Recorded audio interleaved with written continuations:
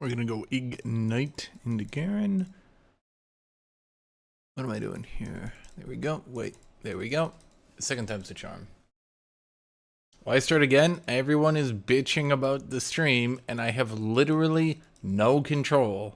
So to prove I have literally no control, I have restarted everything.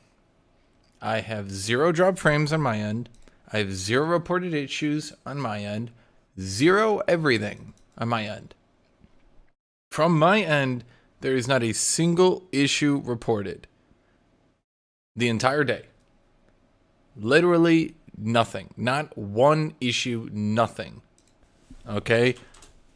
But people have been bitching all day, telling me to fix it.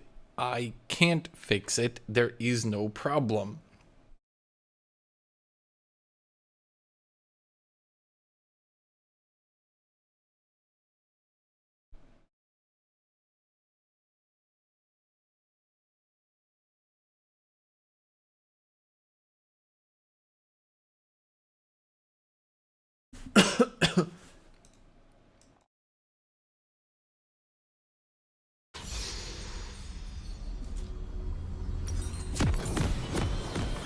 Should I go Doran's Shield or Doran's Blade? My wings on? Hello? There they are. That was weird.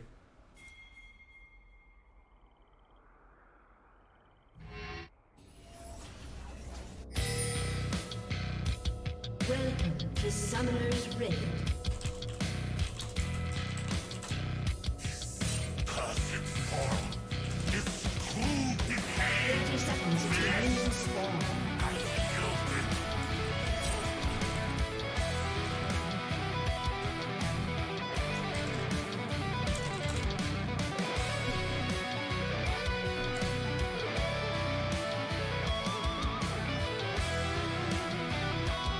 I've heard that too many times. I need new music.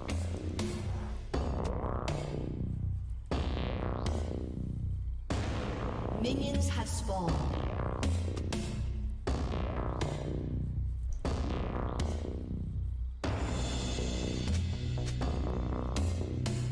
Who?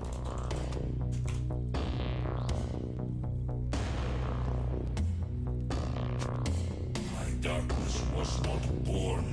No, it's just really fucking irritating that all day people are like telling me to fix my shit. I'm like, I can't. And they're like, oh, could you do this? Could you do this? Could you? Like, there's literally nothing to fix on my end. That's what makes it so stupid.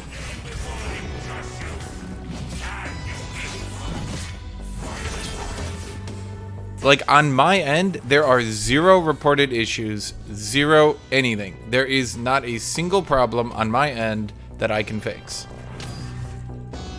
Okay?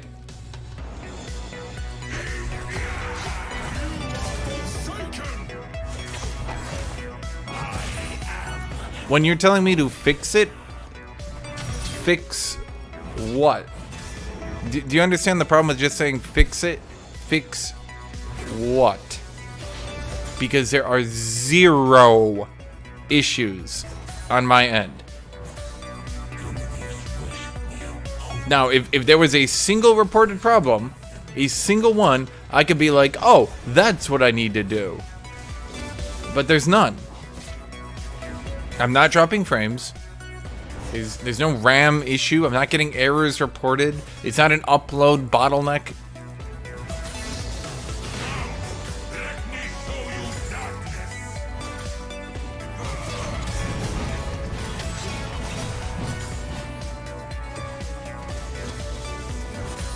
I don't think you guys realize how frustrating it is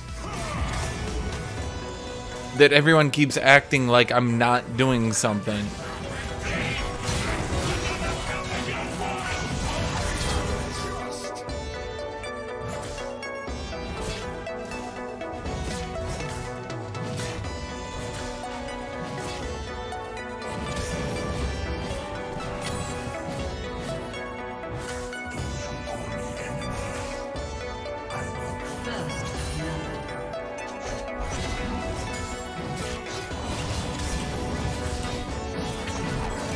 Should I have gone for the flash in on that one?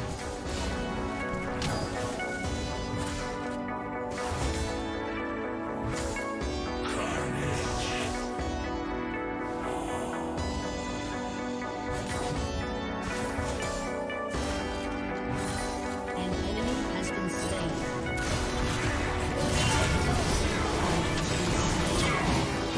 Shouldn't I used your Q? An enemy has been slain. Shouldn't I used your Q before he went in? Because then we lost all our damage.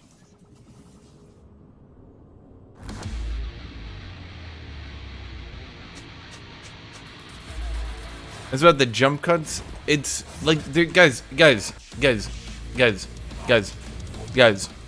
guys. Literally, not a single issue. Do we understand what this word means? Literally, not one issue is on my end.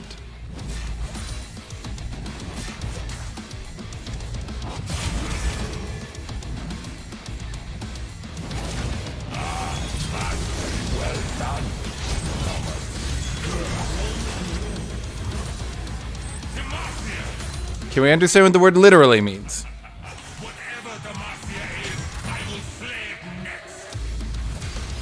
Again, I don't know how many times I need to explain this. If there was a single issue on my end, an error message, anything, Ally has been slain. I would work on it. Double kill. If I could scroll over and see error, data uploaded, overloaded, anything, literally anything.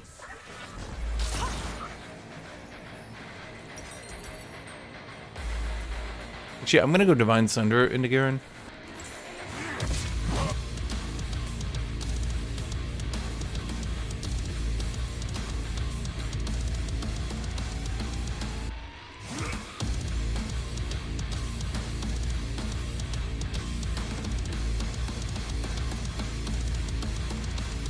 So with that said, So I may split your shoulders from your spine.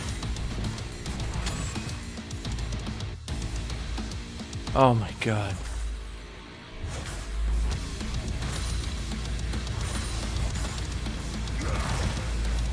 How is it I go through that entire dialogue and then someone tries to figure out how it's on my end? I will carve your Literally, what do I have to do to convince you that it's not on my end?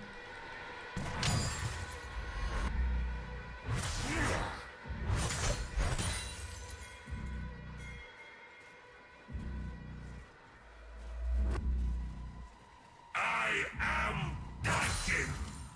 Your gods fear me.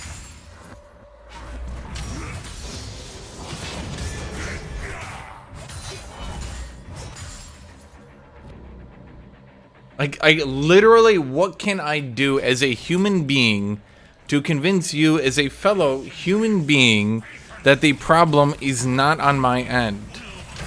Or, let's take it one better, that if it was on my end, I literally have nothing to go on that can fix it.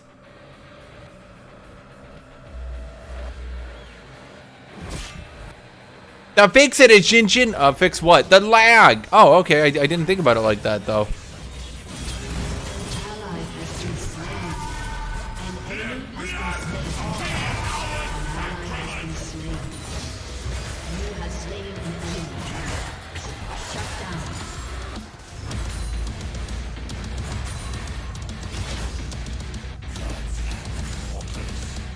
They deserve only death.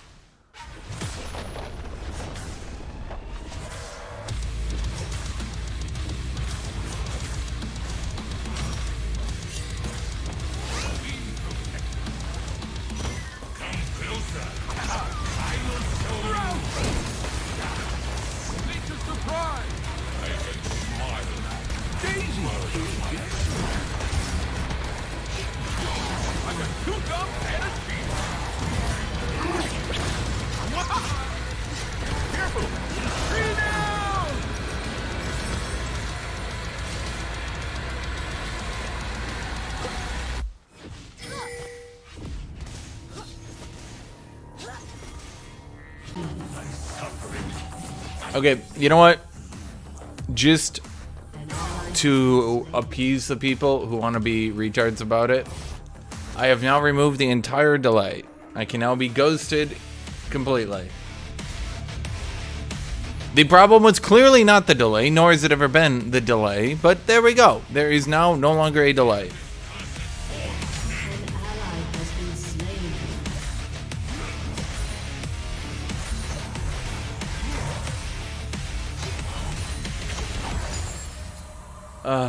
What's the deal with Divine Sunderer? If I'm fighting a champion like Garen, I'm contemplating just going Divine Sunderer. I'm not sure it's the right play, though.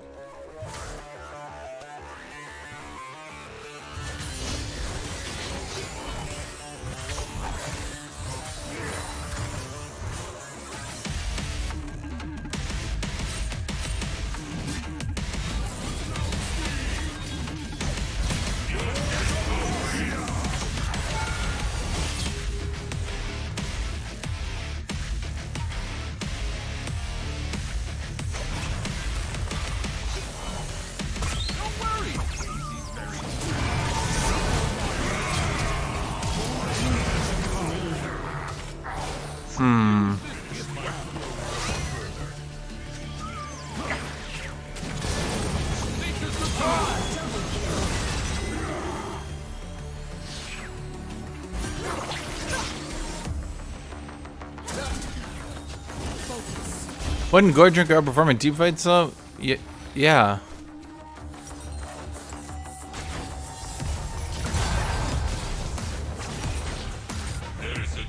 it would.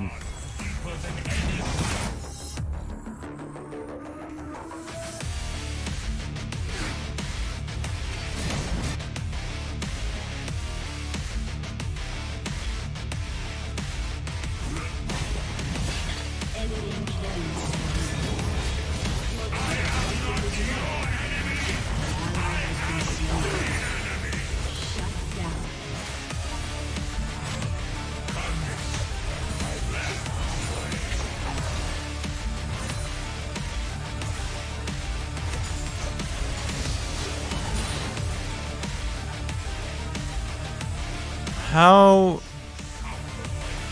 did this guy get my entire turret? That's a bit frustrating, not gonna lie.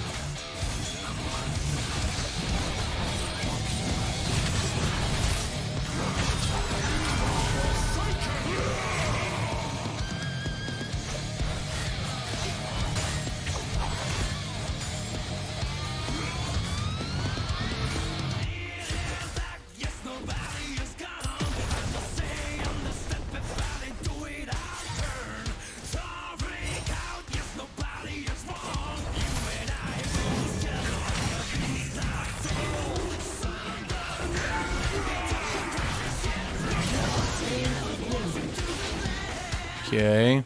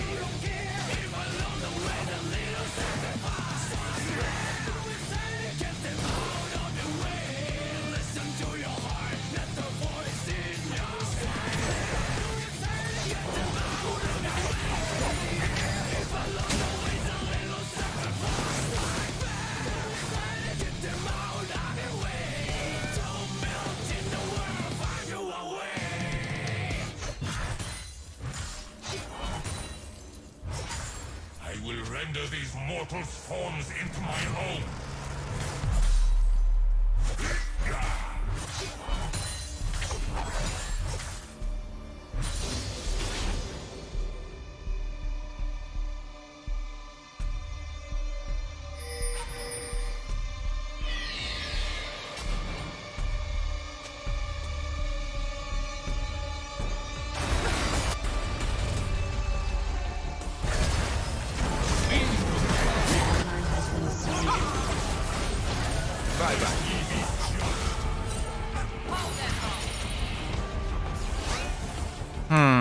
My entire team losing again, huh?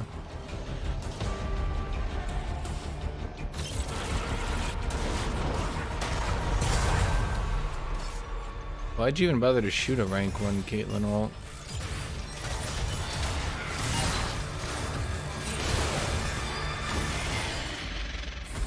I am not a king, I am not a god, I am...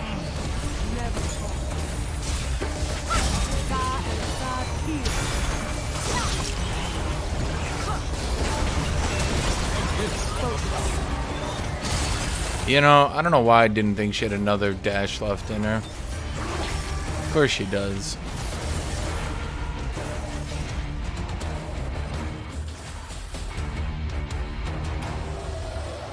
Why would she ever run out of dashes?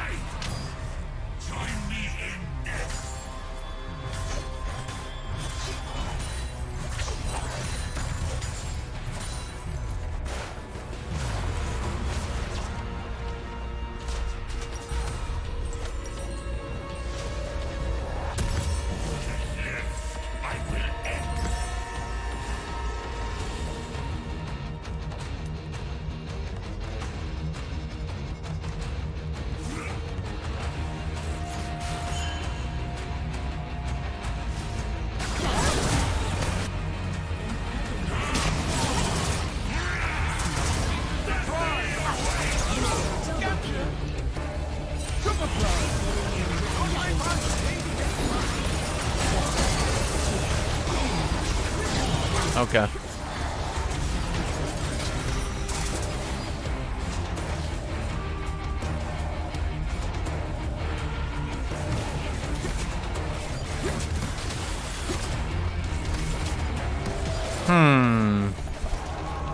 Guess this one's a loss.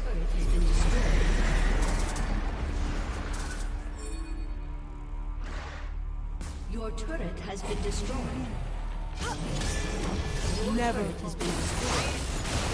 Thanks for playing, Danger! Stick around. Your turret has been destroyed. Moving hum of infinite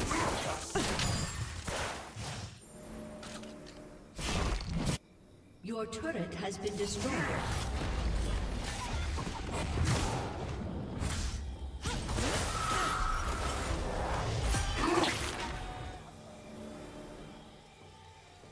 I beg for death. No, I ask for freedom.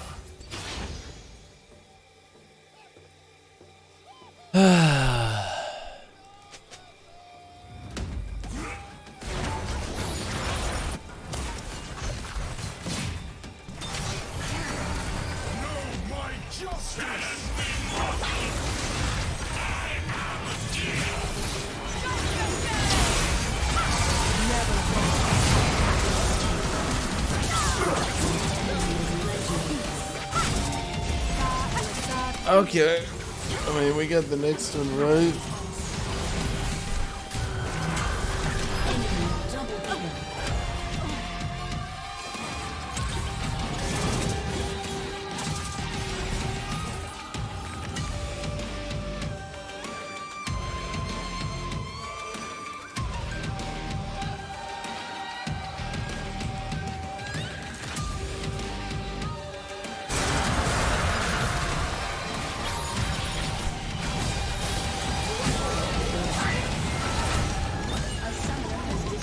I think the Divine Sunderer did do good in shitting on Garen, at least. But, well, not much else I can do, given that everyone on my team fed.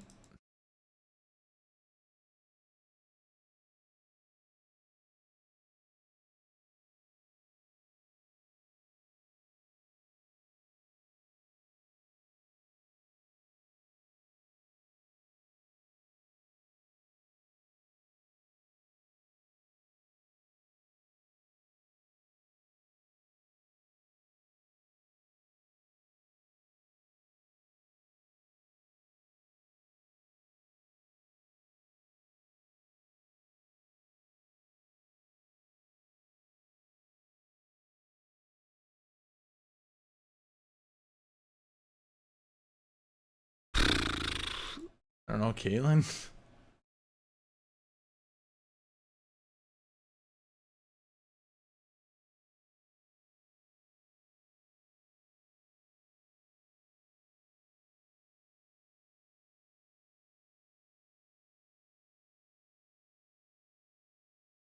Yeah, this is like hyper losers queue. The problem is I'm not playing a champion that can really get themselves out of hyper losers queue.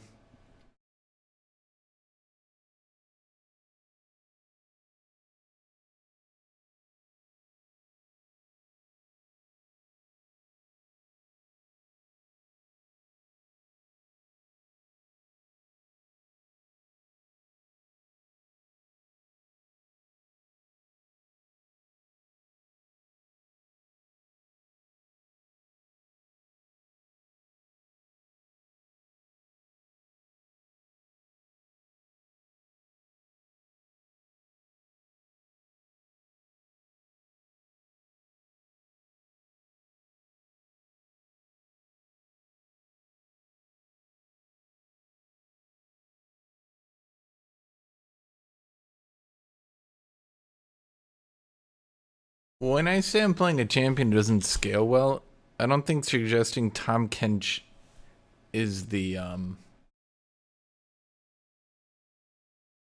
counterpoint that you think it is.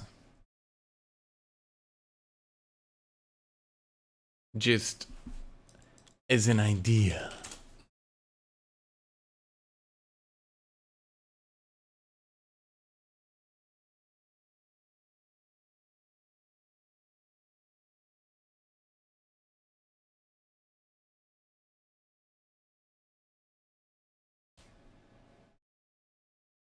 Warhammer 3 is nearly here, so here's 10 things that have changed in Total War Warhammer campaigns. And while some of these things you may have seen in CA blogs or videos, I reckon there's at least a couple of things you definitely haven't heard of yet.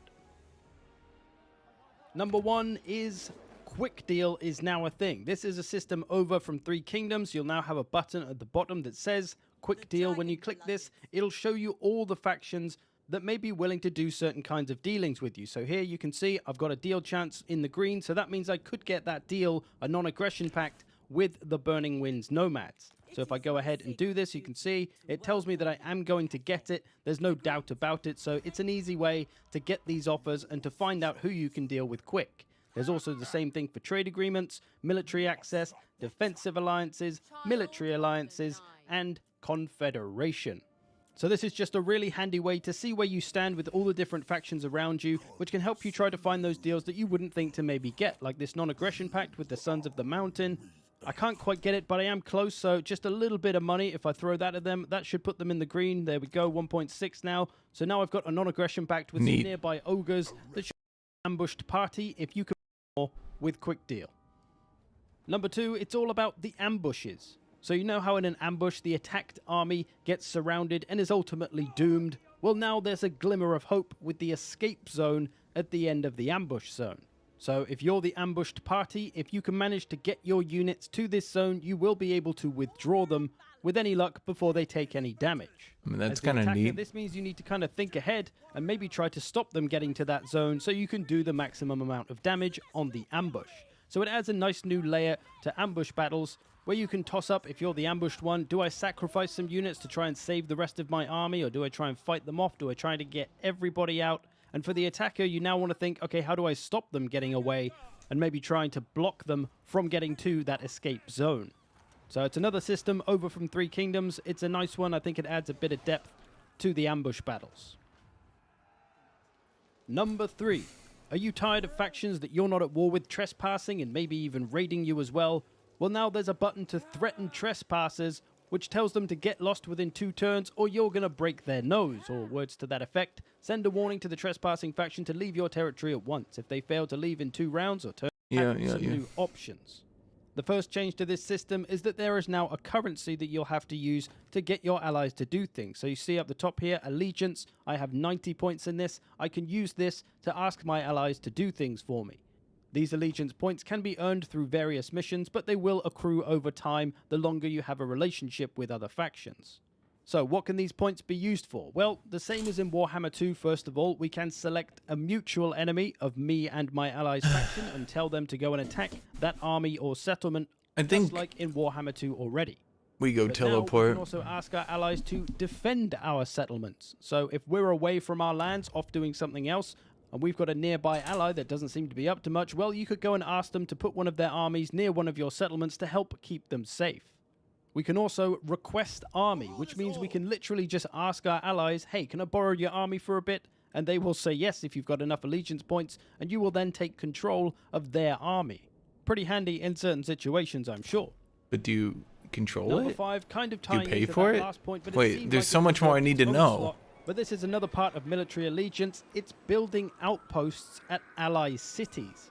Now, what the hell does an outpost do for me, I hear you cry? Well, it will allow you to recruit units from that faction. So playing as the Demons of Chaos here, with my allied recruitment, I can get Norscan units, Skinwolves, Berserkers, into my army. I wouldn't have access to these units normally, but with the allegiance and the outpost, I do. So whichever faction you're playing as and whichever factions you ally with, you will be able to recruit their units with outposts. That seems broken. Really broken. Like, really broken.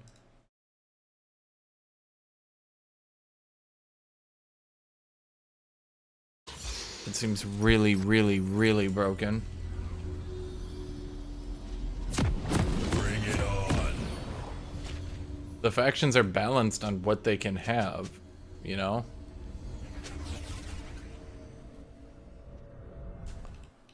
Not balanced on what they can't have.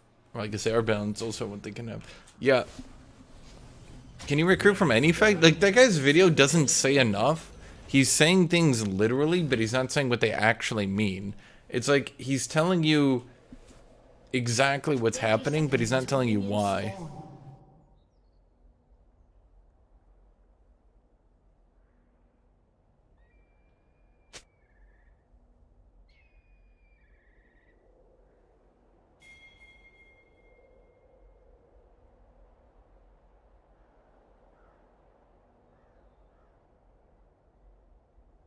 Right, but that's what I'm saying. Are you telling me I can play the undead whose whole thing is that they don't have range? And then could I don't know.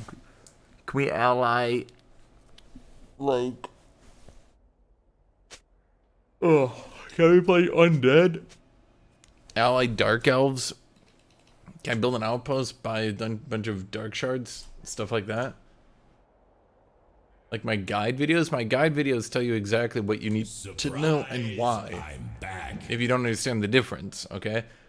That video is saying literally why things are, but it's not explaining why. Why are things that way? I don't know.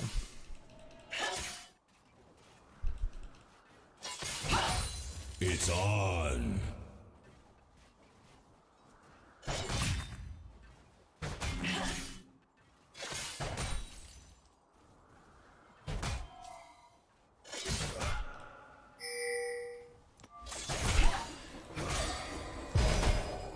Let me at him.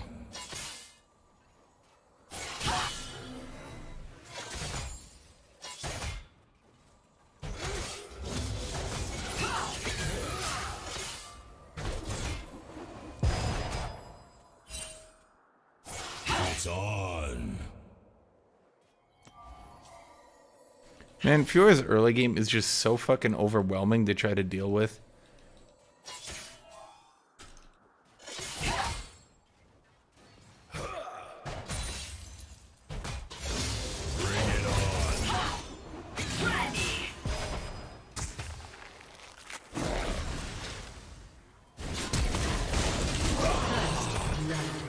Of course.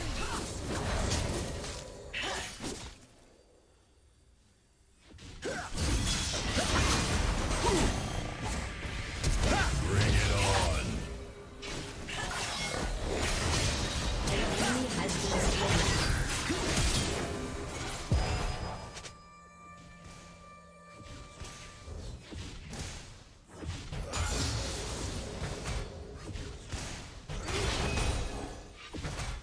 Who's next?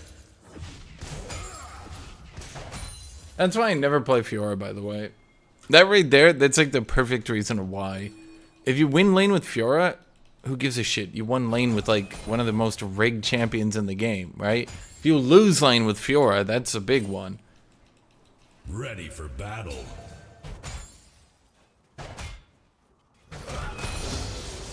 It's just so expected. It's just, that's how things are. You'll win lane with Fiora, because of course you'll win lane with Fiora. You're Fiora. How could you possibly lose, right? Surprise! I'm back. So it kind of removes... It's like, if you lose lane, you're an idiot, and if you win lane, great, you won lane with Fiora. Who gives a shit? It's like winning with a gun against someone who doesn't have a fucking gun. Like, no one's gonna feel good that you won, no matter how well you shot them, you used a gun. Surprise! I'm back.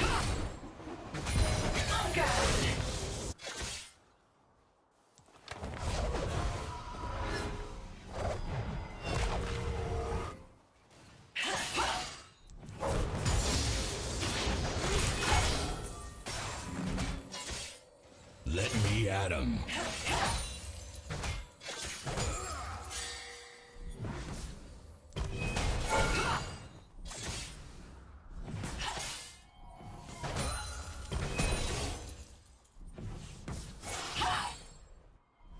Let me at him.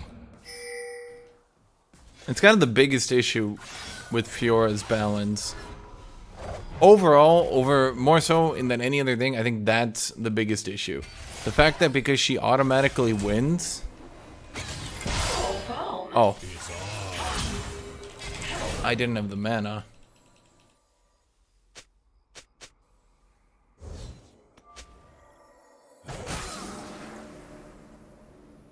An ally has been slain. They lose bot lane, so literally nobody can Bring stop it this. on. This is happening. I'm killing myself. No, I'm not. An ally has been slain.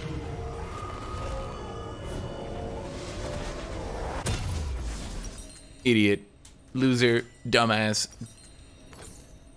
Dummity dum dum dum dummity dum dum dum dum dum dum dummity dummity dummity dum dum dum dum dum dum head.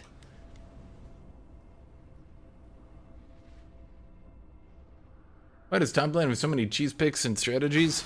Because Riot has never bothered to give a shit about the lane, if you want me to be blunt. Surprise! I'm back. And that's it. Riot's never had a top lane main on the live design team, so a lot of this shit just gets through because they don't really care. When they look at Fiora, they see win rate. They don't see fun, they don't see anything. They see win rate. What is her win rate?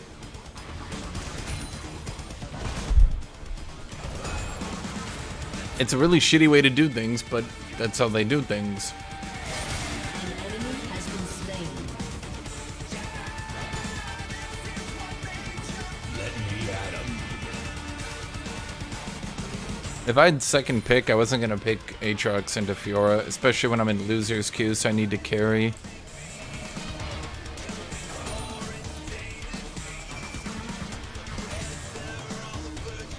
It's on.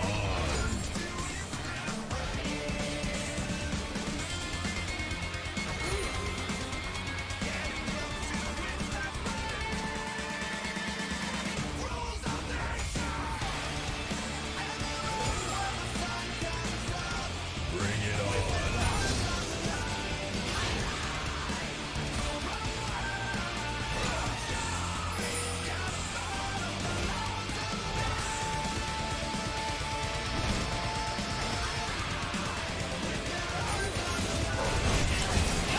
Ready for battle.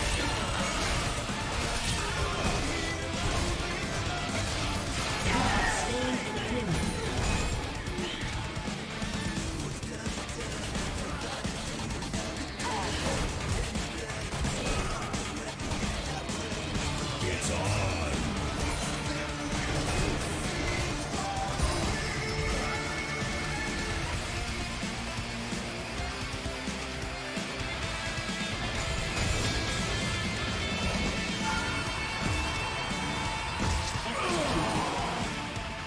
I wonder if Lissandra followed me that whole time. Those things that make me think.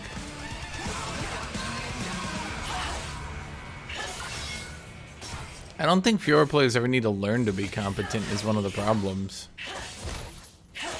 And I've said this a million times. Because you automatically win lane, the thing with Fiora is you need to win lane even harder. Battle.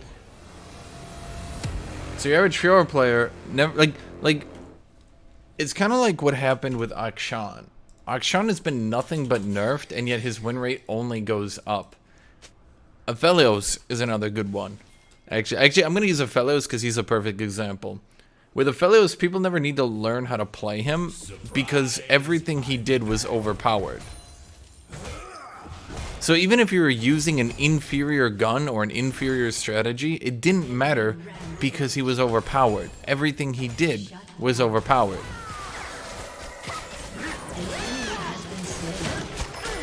Double kill. God damn. So as a nerfed Aphelios, his win rate kept going up. Triple kill.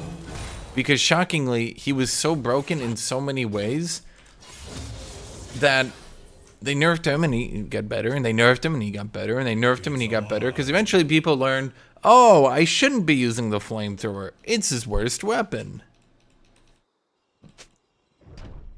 And eventually everyone started to only use Crescendum, which is obviously his best weapon. Bring it on.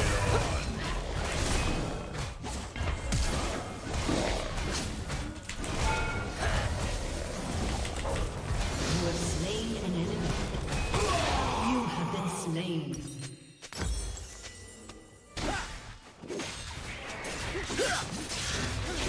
Huh. Kinda thought I would do more damage there.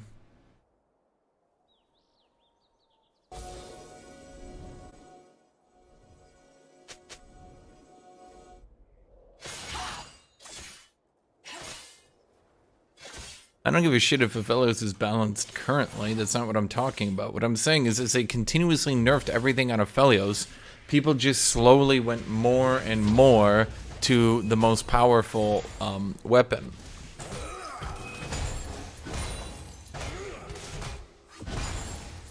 And it slowly became known what was the most powerful weapon, Crescendum with red. And so people started not using the inferior weapons because the inferior weapons could no longer carry a win in for free, but once you went to the best weapons, he was even more broken. I remember people literally commenting on that as they nerfed him. When they nerfed his flamethrower ultimate, yeah, his flamethrower ultimate was overpowered, but it wasn't more overpowered than his Crescendum ultimate plus Crescendum spam. When they nerfed his infinite range auto attacks from the sniper, yeah, it was overpowered, but it was hardly his best. It's hardly his best strategy to go to infinite range auto attacks, right? Who's next?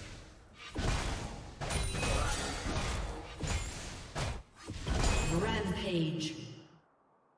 An enemy has been slain. What was the other one? Surprise! Yeah, I remember the Graviton? People would always use the Graviton because they were like, oh, it roots, but then...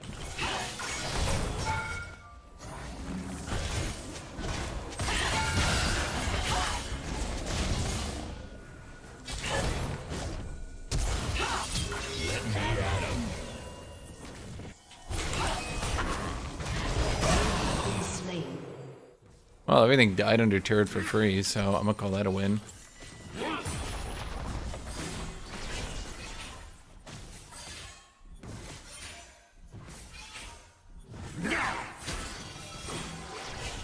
Aphelios can do anything, but he is ADC, and ADC is the worst. ADC players...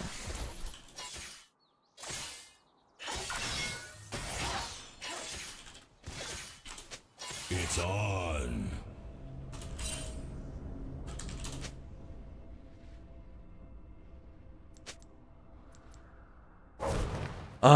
What was I gonna say?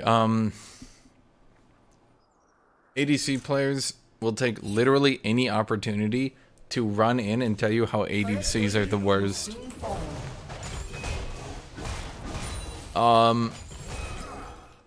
It's not that Graviton is bad, it's that his other shit is better, which is literally what I was saying.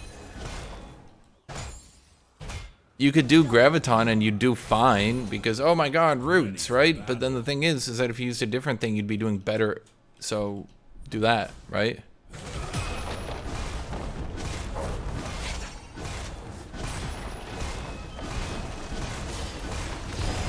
Your team has destroyed a turret. Surprise! I'm back.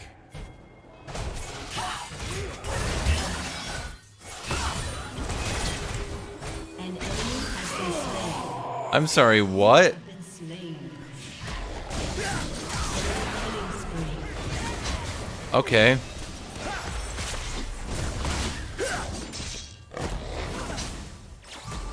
I didn't expect Fiora to just sort of run up and chunk my entire health bar away.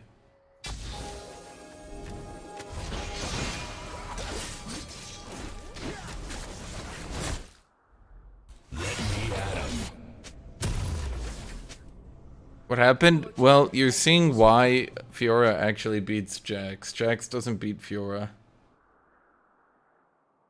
I think Jax can kind of bully her early game, but once the game gets to the scaling part...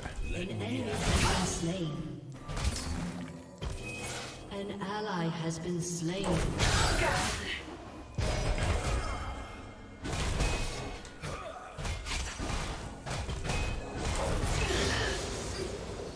Enemy rampage. She wasted her Q cooldown. She put it on full cooldown, and I abused that, and I didn't let her get the weak point.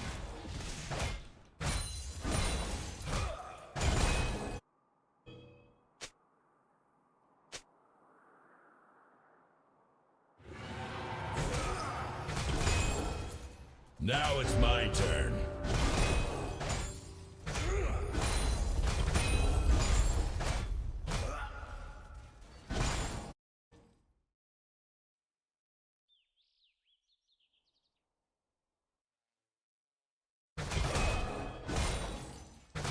Ready for battle. Team has destroyed a turret.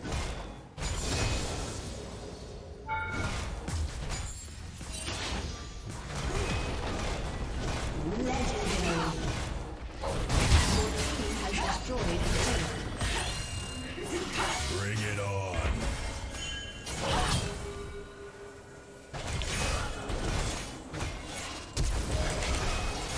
You have slain an enemy.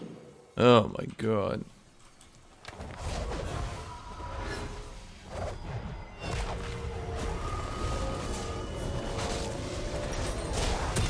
Ready for battle.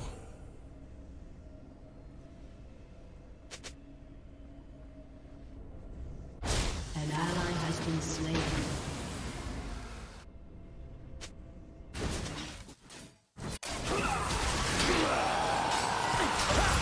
An enemy has been slain.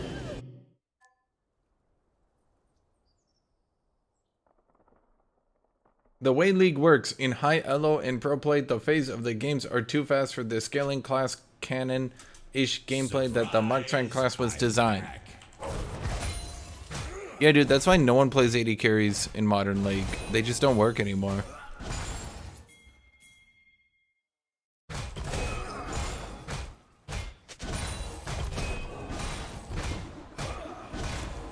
ally has been slain.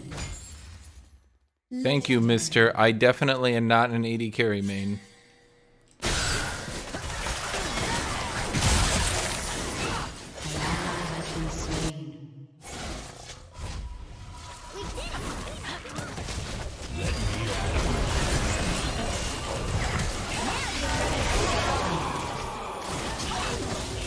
Okay.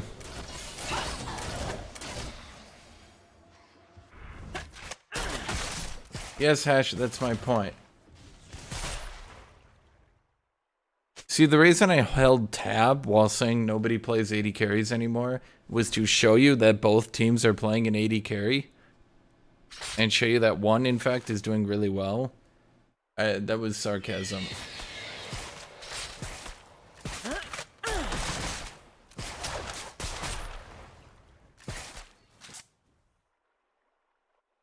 It's on.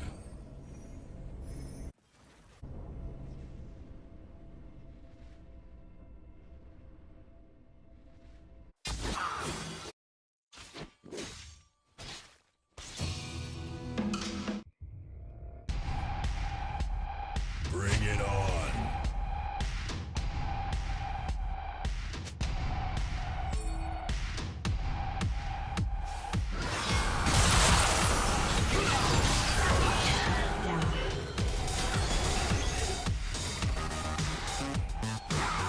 Ready for battle.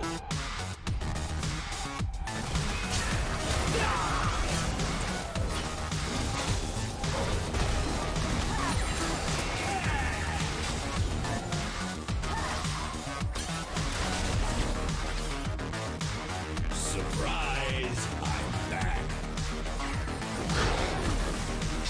Well, my plan was to split push against Fiora and use the Trinity to kill her, but I've just been 1v2 the entire game, so my plan sort of stopped working.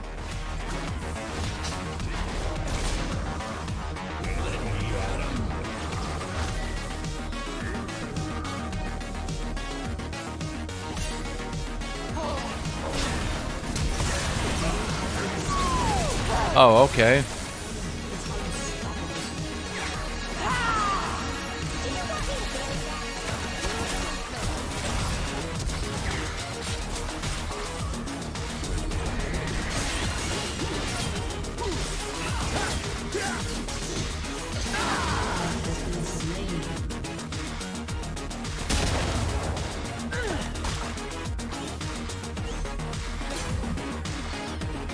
Shut down.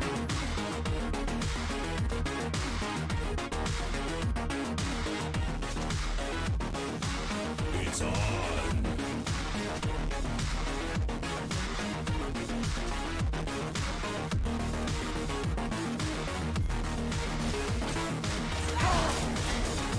Do I TP here? Maybe I shouldn't have.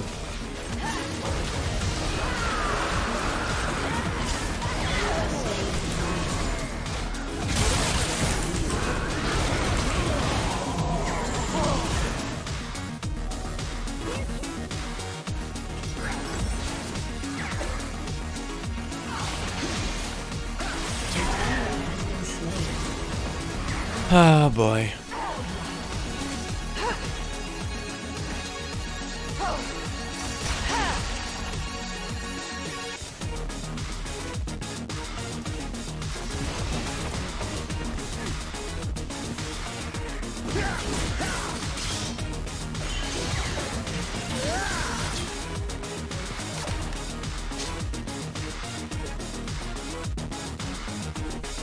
Ready for battle.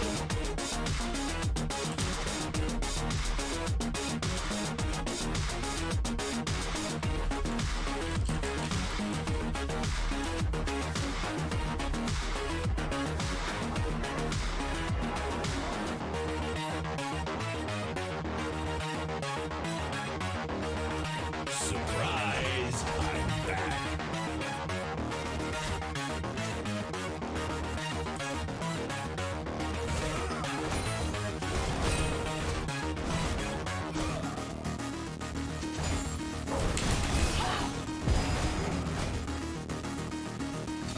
Bring it on.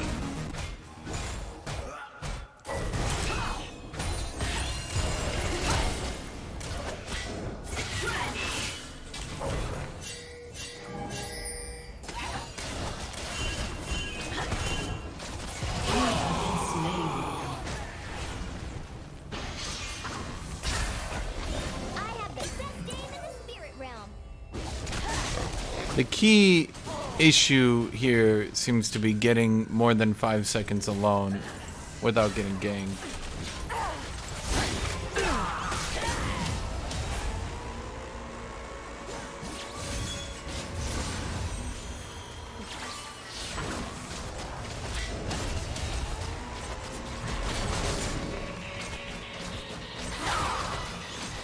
Actually, what am I doing? The only thing left that I could possibly do is try to get a healing debuff.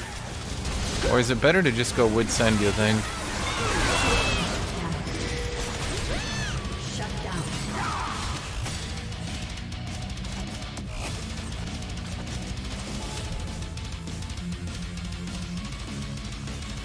Your turret has been destroyed.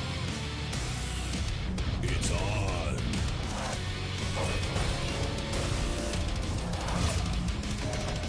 Huh. Thought he would flinch or something. Didn't think he'd just let me.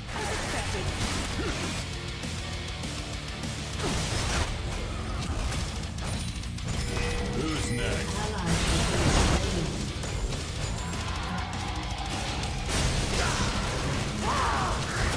Huh. Kinda thought they'd just take that for free. Shut down. Bring it on.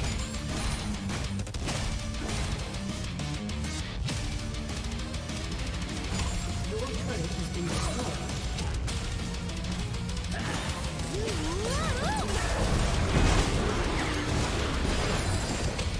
Ready for battle. Has been destroyed. What am I taking all this damage from? Jesus, I didn't hit anything. And I'm taking that much damage. What the fuck is going on? Your turret has been destroyed. Your inhibitor has been destroyed.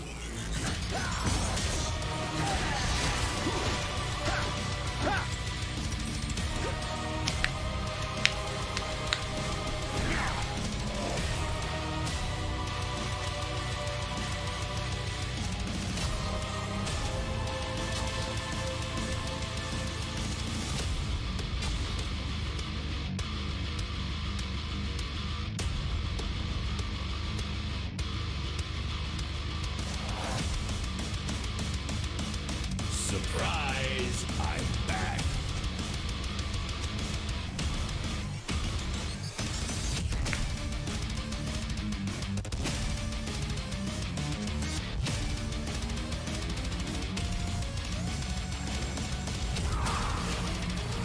Let me at him.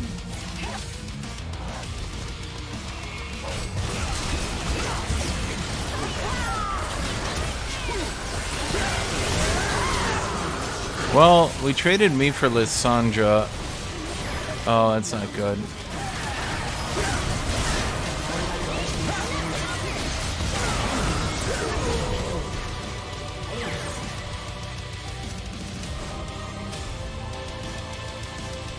Hmm.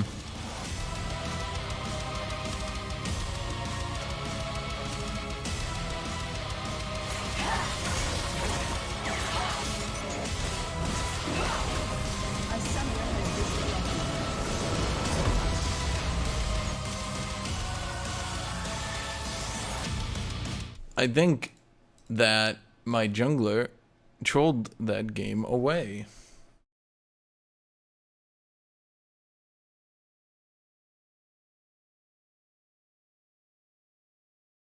Tiny bit of Diffie in the Jiffy.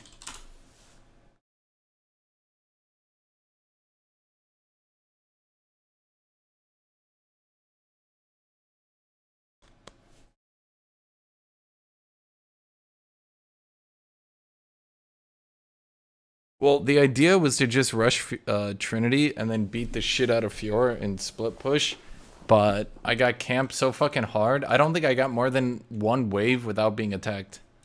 There was just never any time for me to do anything.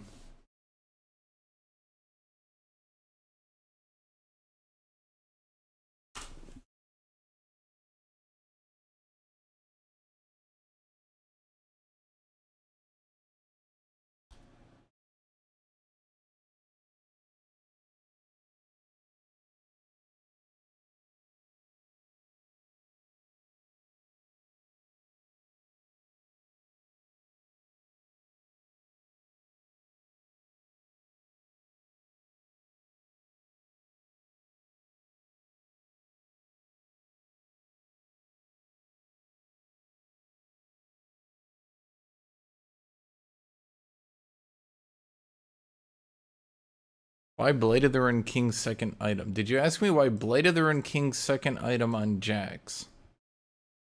Hmm.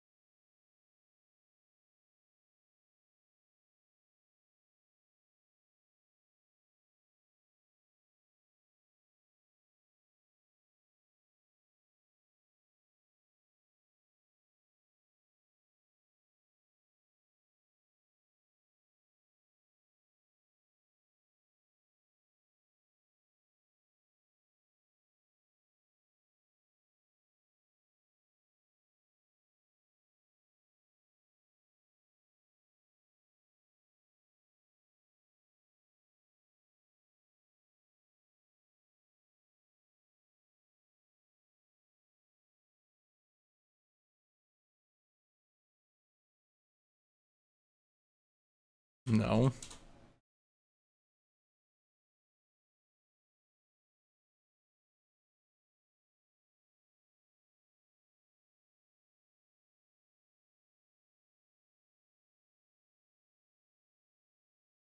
I mean, there's just, once again, nothing I could do that game. I just got camped so fucking hard.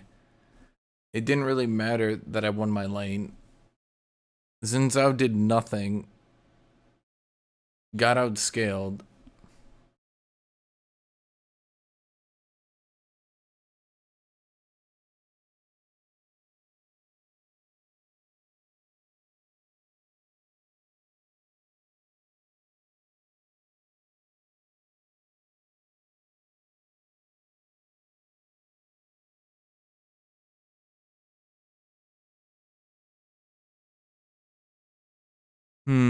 Might be Viego top, but it might just be a dude banning Fiora. I can't really say for sure. If it is Viego top, that shouldn't be too much of an issue.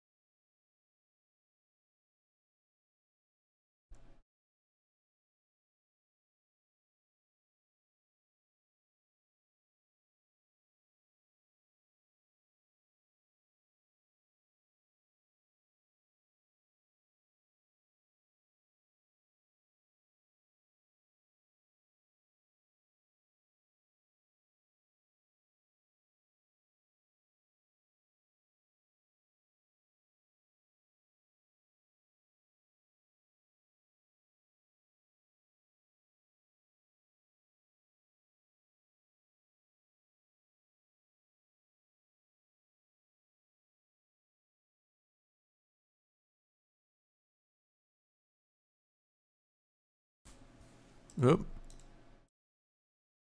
They should be right. Do I need tenacity here? It would help. I think I can do without.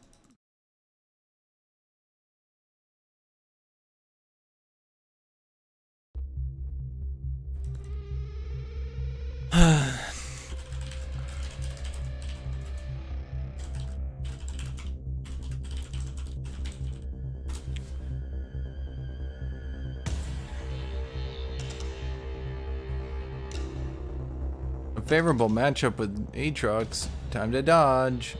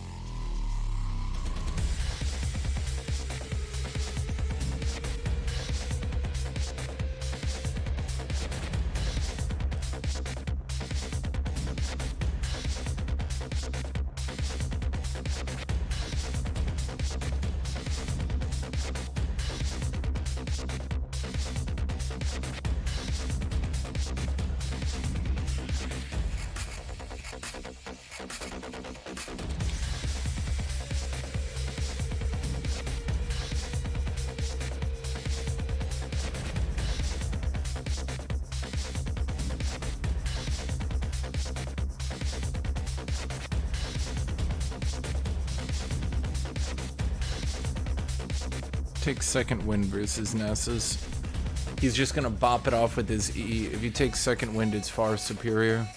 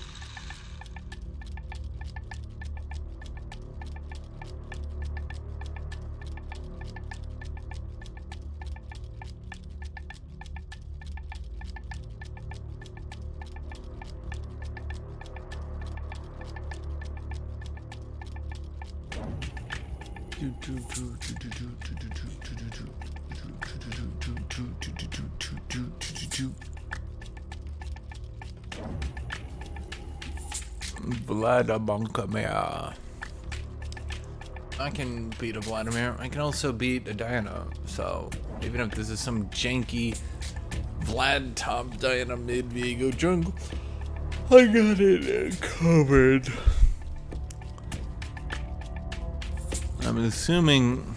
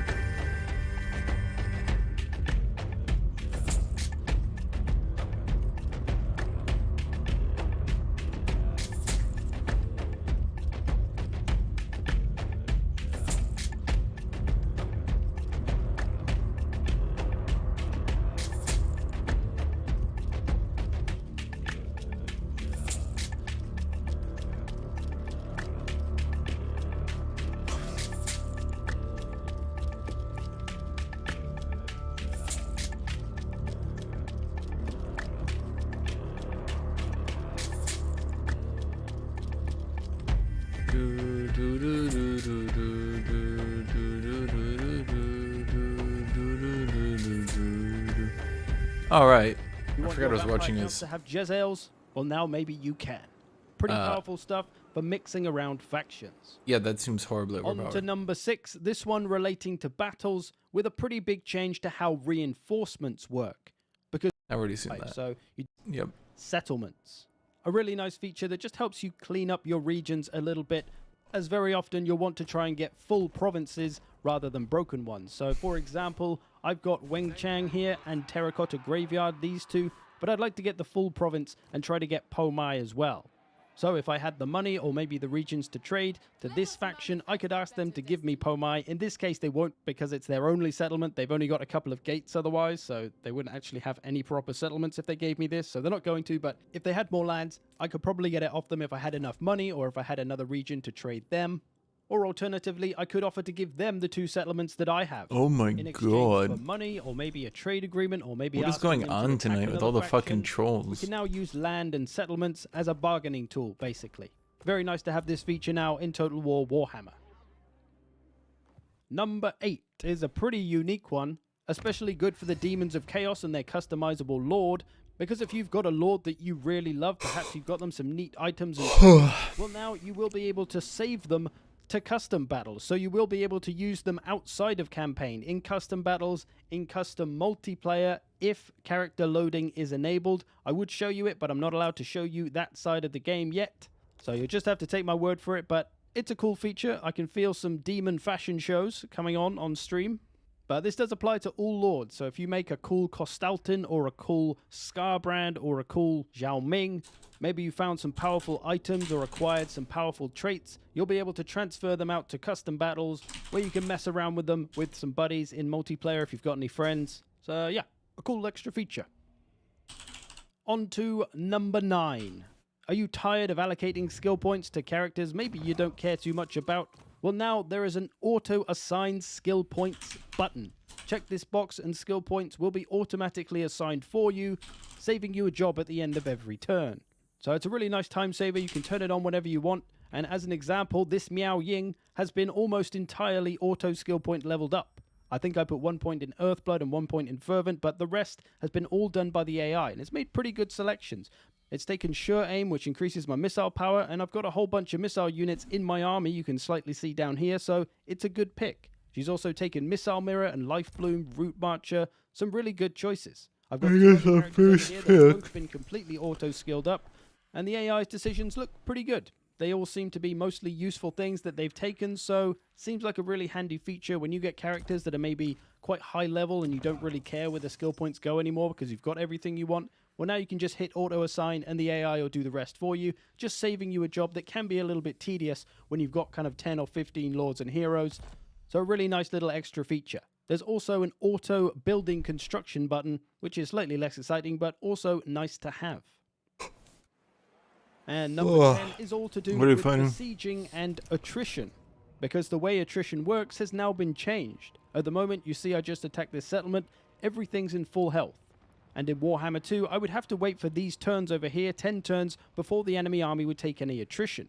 But now in Warhammer 3, enemy armies will take attrition on every single turn, being completely depleted at the end of that 10 turns. So here after 1 turn, you can see these units are now a little bit depleted. They've all lost about 1/10 of their health, making it slightly easier for me to take that army out. Yeah, but it's if we better. wait 1 more turn, they're going to lose a little bit more again, maybe an Yeah, sieging in that game was fucking worthless.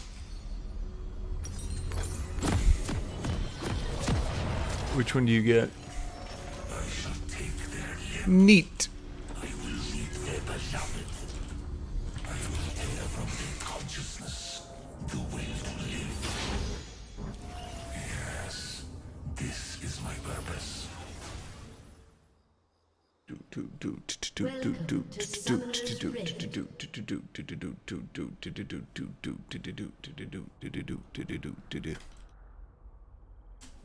30 seconds until minions spawn.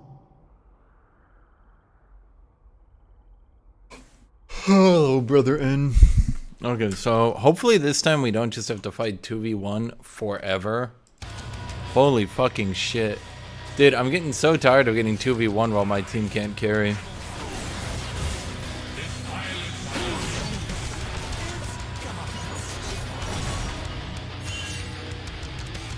It's just getting old, man. It's so fucking old. If he's starting top, I can just heal on the camp.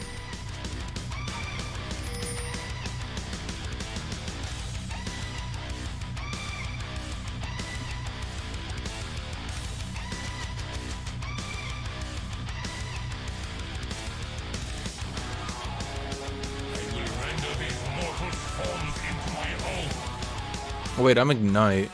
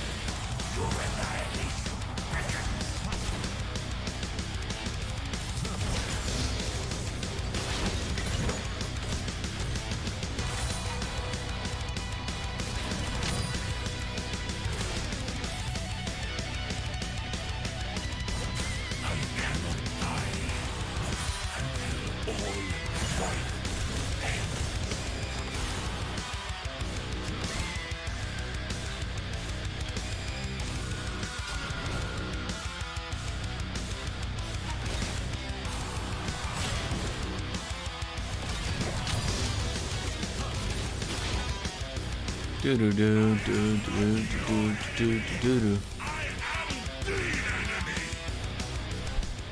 It's not a bad spot for the wave.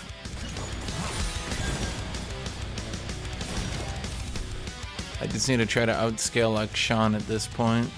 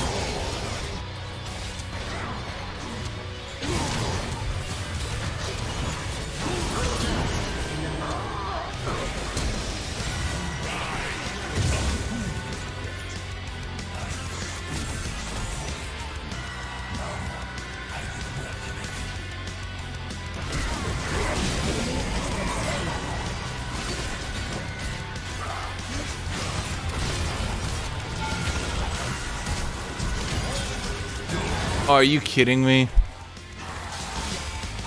Okay.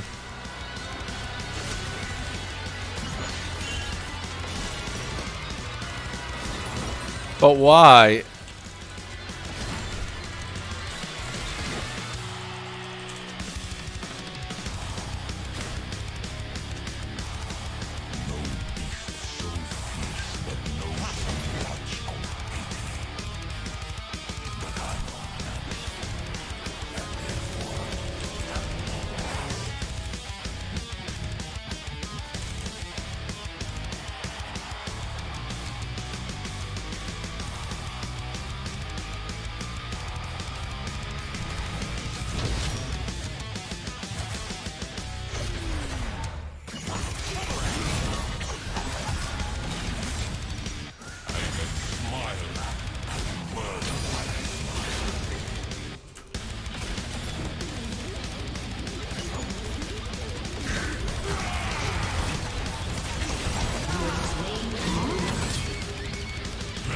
Well, that was one way to fuck up.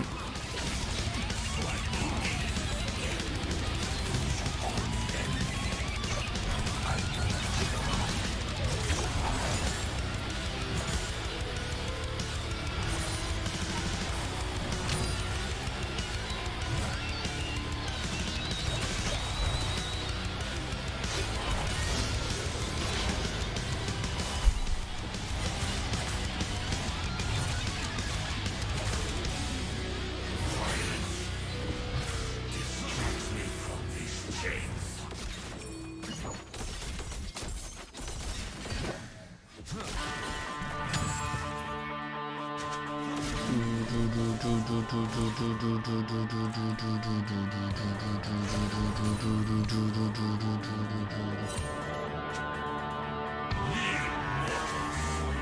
I may split your shoulders from your spine.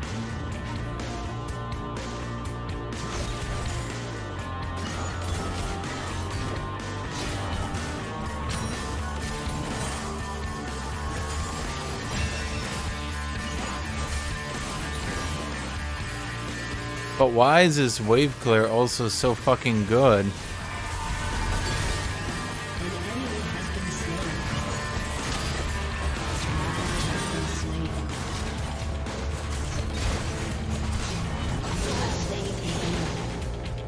An ally has been slain.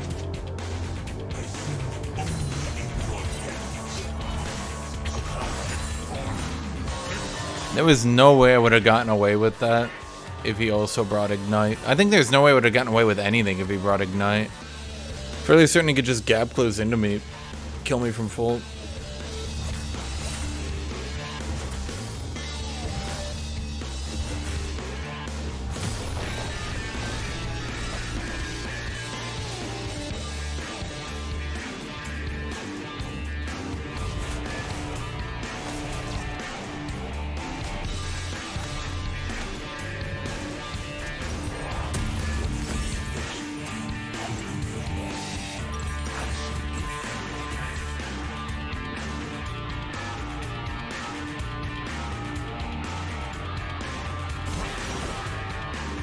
I feel like his Q should do half damage to minions. Or something. I don't really know. Like, this champion is just so fucking overloaded. Like, look how he clears 2 minion waves before I can even get back to lane.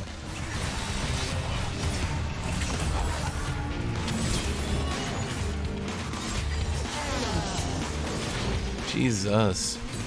You basically have to rely on Akshan players being fucking morons like that and just getting their shit cancelled.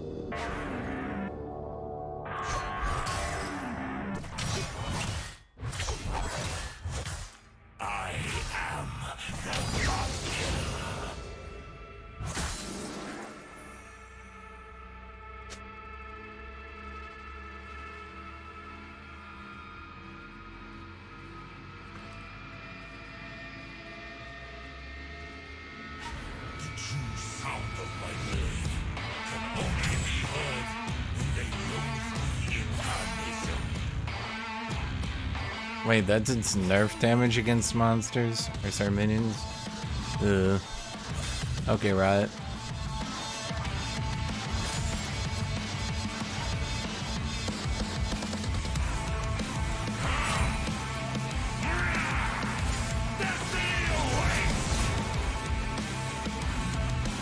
ally has been slain.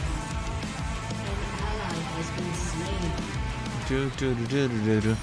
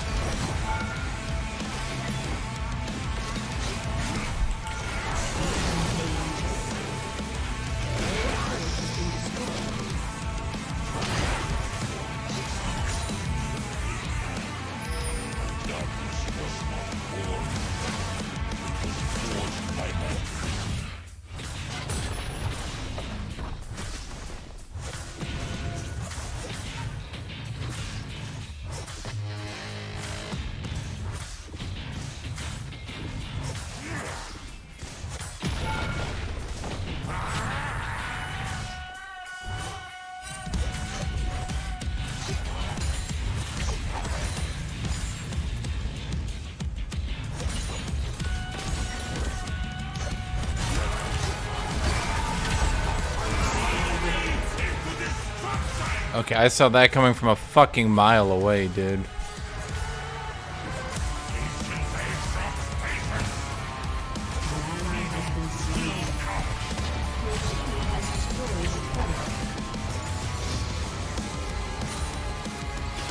Like, you saw me. I saw him coming up, and I was just like, oh, he's dead. And my eyes are just like, there's just like a glint, just like an anime, like, ching.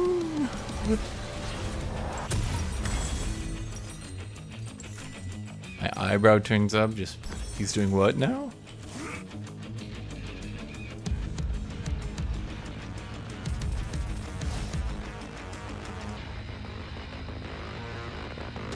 Now that you've seen Zeri's abilities and she's been on the PvE for a while, what do you think of her? I haven't. I didn't look at all.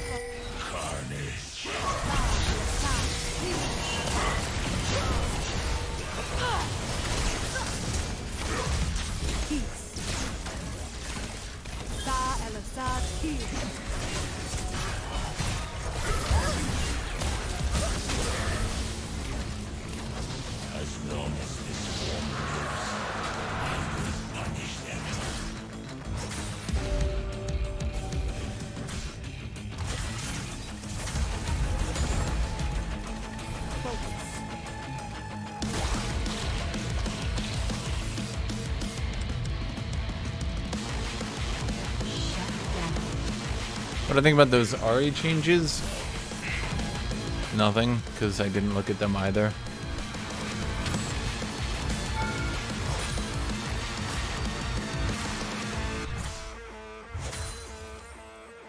Sorry, I have not really been paying that much attention to League's shit. I play this game about as much as I have to. Let's put it that way.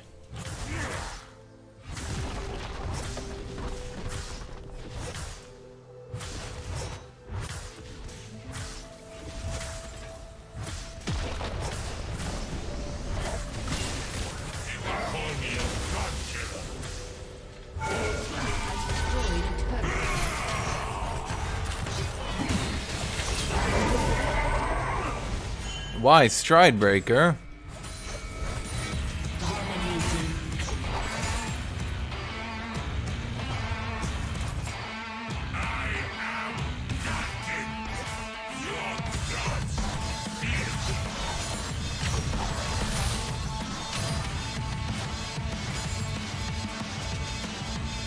Well.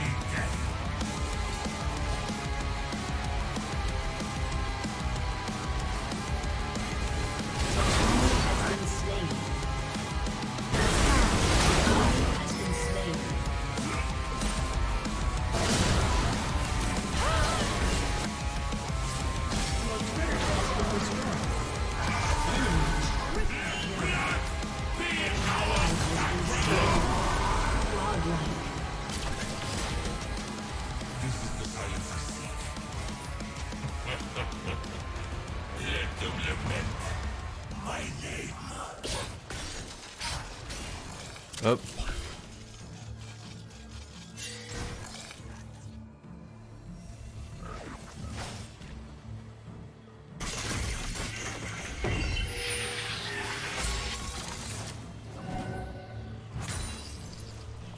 Damn. Thought you might get caught by that.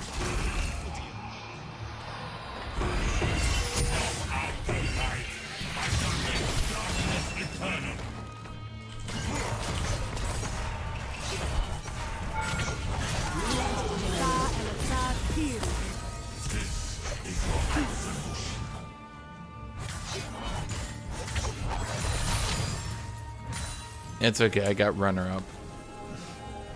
I saw it turn on and I was like, wait a minute. That's not me. I am not a king, I am not a god, I am.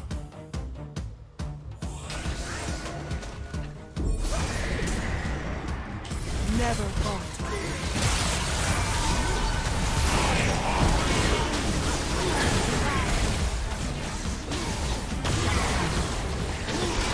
Well, shit.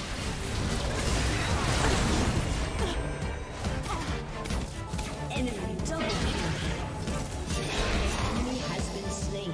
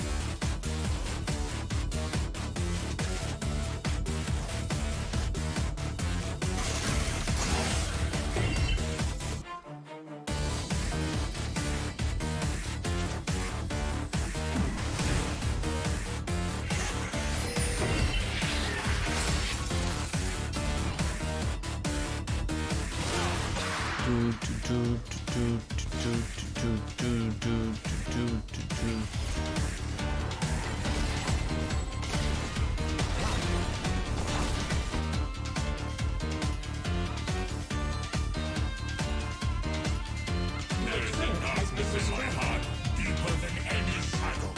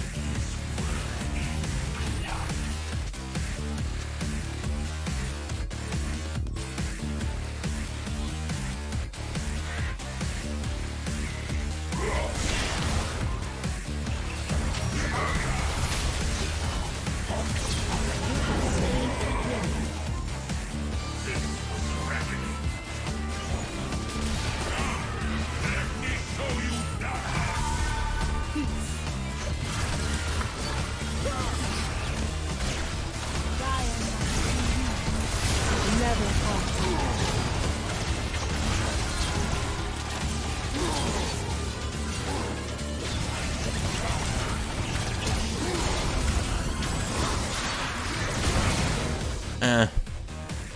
Shut down. Sometimes I forget what kind of game I'm playing, right? And like mentally I have an idea of what champions can do or should do or shouldn't be able to do, right? Like mentally I have that, right? And then I see shit like that happen where Akshan gap closes from here to here, like in the span of like half a second. He just goes like here to here, and I'm just like, that's not supposed to happen. Has destroyed a turret. That's not how this works. Like my brain just can't accept what I just saw, you know?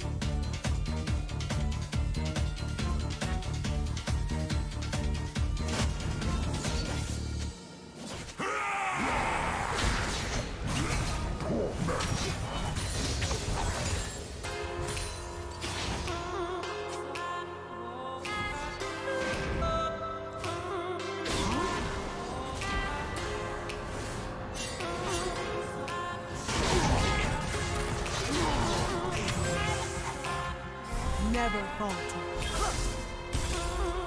I'm pretty fast. I'm a pretty speedy guy, you know?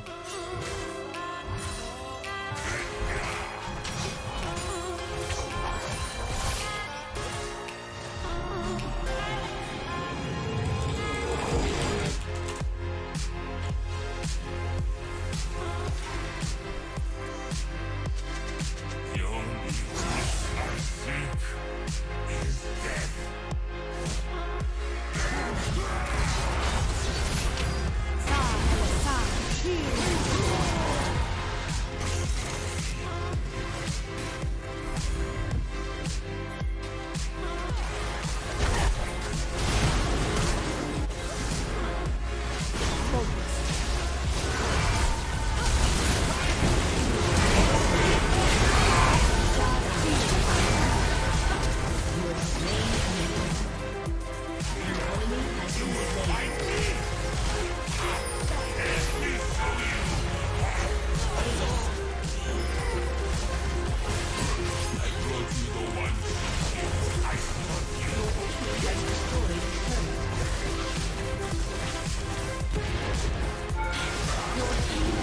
Well, A summoner has disconnected. A summoner has disconnected. you ever see someone engage with Stridebreaker?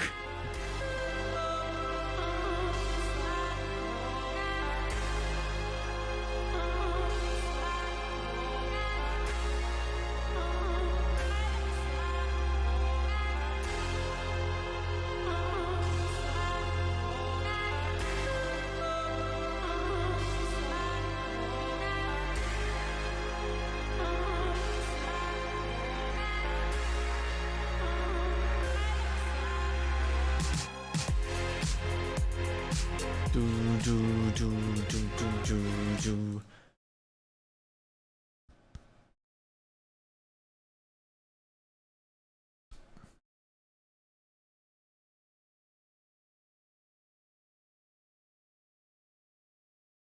Like Sean actually counters me.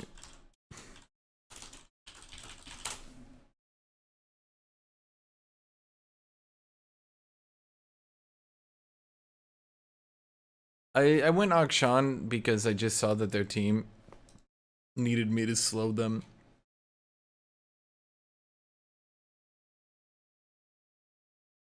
So, yeah.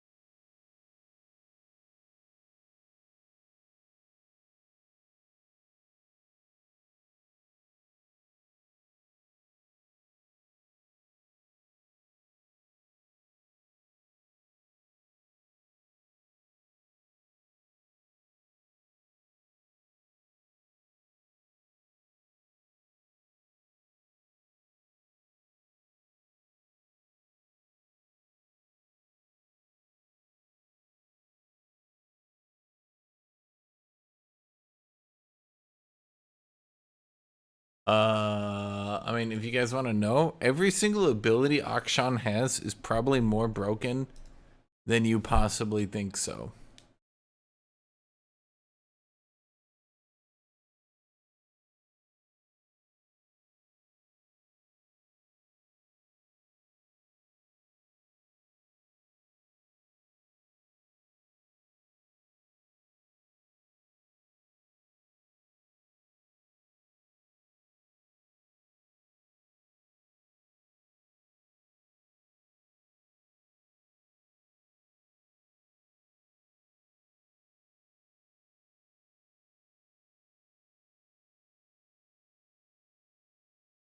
Even his Q. Name any ability and it has an effect you probably didn't even know of. Let's give you one.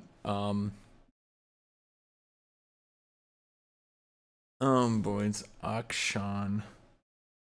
Well, I probably shouldn't pick Tom Kench. So what the fuck do I do? What's my tank anymore? Do I just go Scion?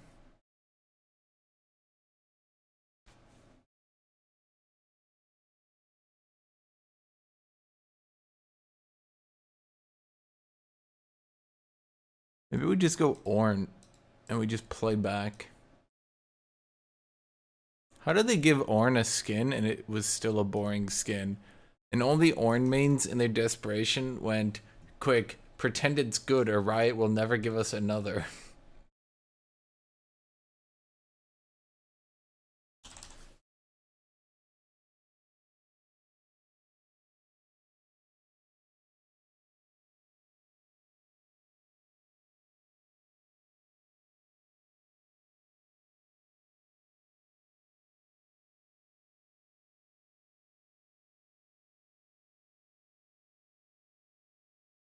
Dodge.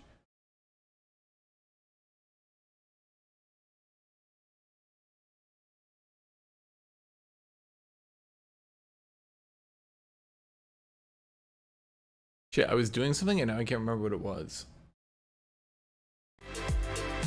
Oh, right. I was telling you guys about a channel. Okay, so name anything.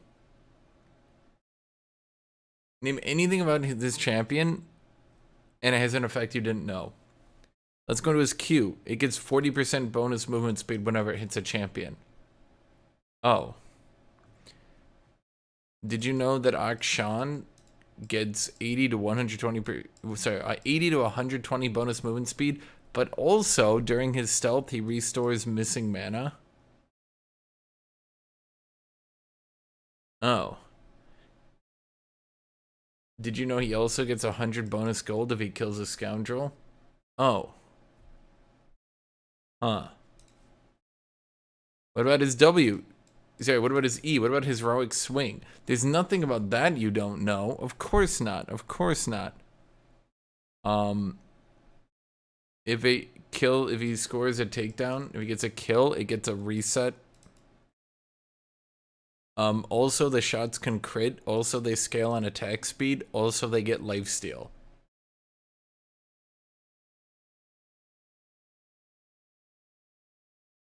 What?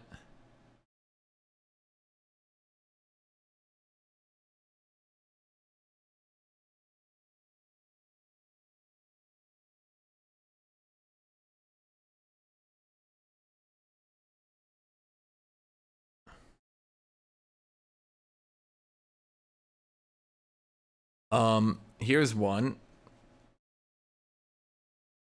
Because his heroic swing procs on hit effects, heroic swing procs dirty fighting for bonus magic damage.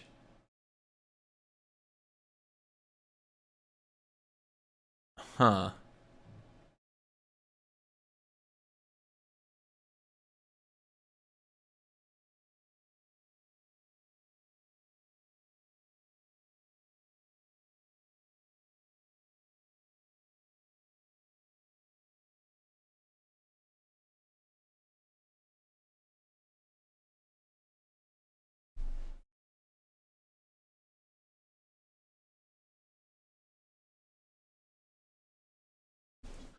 Oh boy. So what are the other things it does? His ultimate applies lifesteal. It gets bonus crit chance. It deals more damage if you're lower health.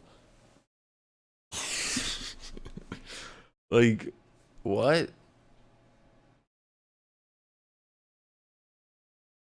What? Just what?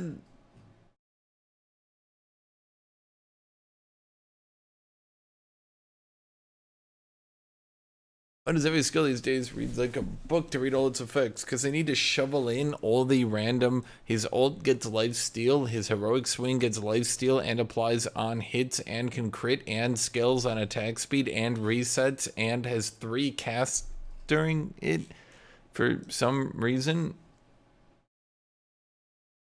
This kind of feels like an Aatrox game and also kind of doesn't. But I don't see their top laner and Aatrox is good at Vex, so...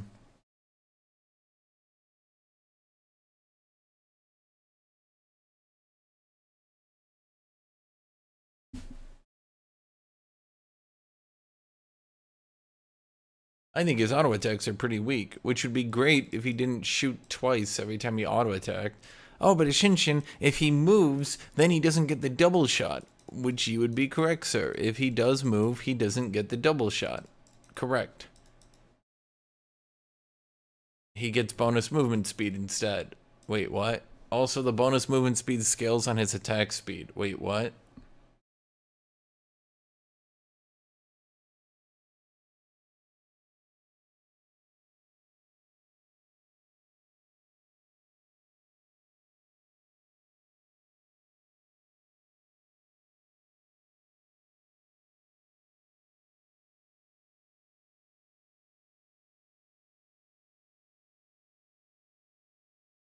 So,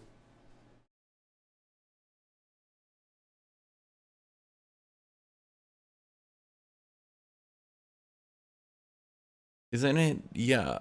So, just to be clear, the attack speed directly scales how much movement speed he's getting. Sorry, all these math formulas over his whole fucking kit I need to remember. So if he has 30% bonus attack speed, he gets 30% bonus on that movement speed. So if he has... I don't even know. This champion is so fucking disgusting. I literally can't even tell what the fuck this kit does anymore. There's just so much shit. Also, he can see trails going to scoundrels? Of course he can. Dude, reading through this kit, I learned at least 5 different things I didn't even know just now. I learned his movement speed scales on attack speed. I didn't even know that. I learned that heroic swing gets lifesteal. I learned his ult gets lifesteal. And now I learned that his stealth allows him to detect where the scoundrels are. Jesus Christ, what does that champion not have? Summoner's Rift.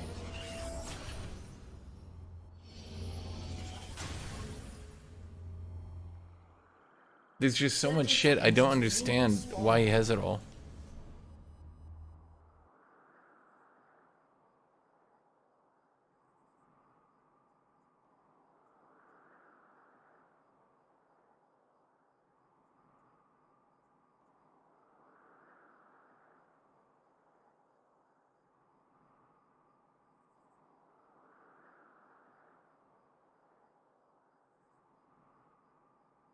Minions have spawned. Am I the abyss? Or did I gaze into it? The whole thing is just ridiculous, dude. That fucking champion just blows my mind. God, I should make a video just detailing everything about it.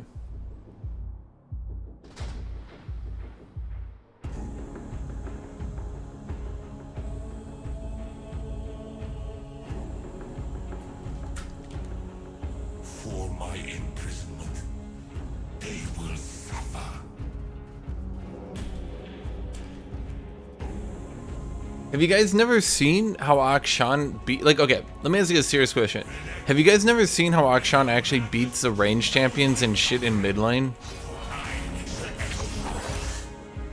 You will fight me? Come, let me show you. What was that about?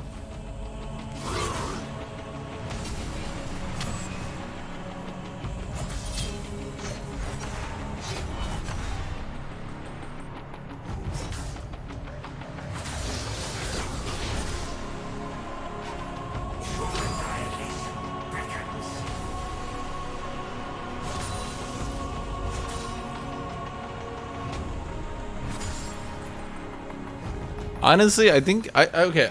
I was actually thinking about making a video just talking about why Riot Jag was the worst developer League ever had, but then I thought it might be a little bit too mean. But holy shit, when I think back to all the bullshit he's done in the game, I actually think it's justified to just shit on him. He was clearly unqualified for his position, but not unqualified like, oh, he's a little bad. Unqualified like, that dude is one of the worst developers I've ever seen in my life. I don't think he got the right job at all. I think I look at that dude and I think to myself, wow, Just, wow.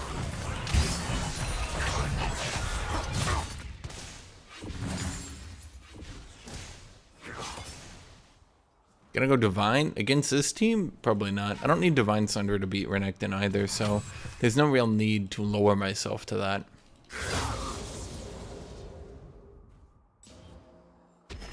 I'm not gonna go into anything. Like, yeah, he blocked me on Twitter. He blocked half of everyone on Twitter. Literally anyone that said anything negative to him, he blocked.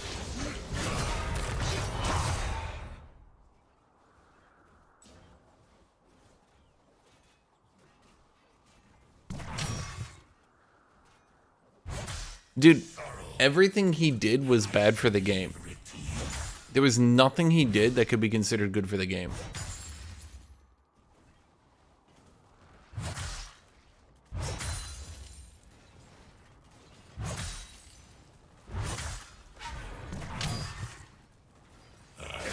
Oblivion. I am destruction. First blood.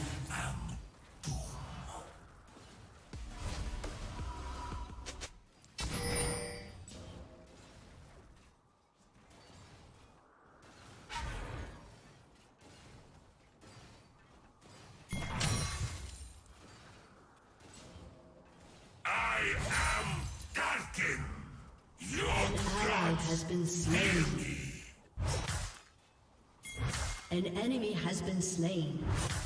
An ally has been slain.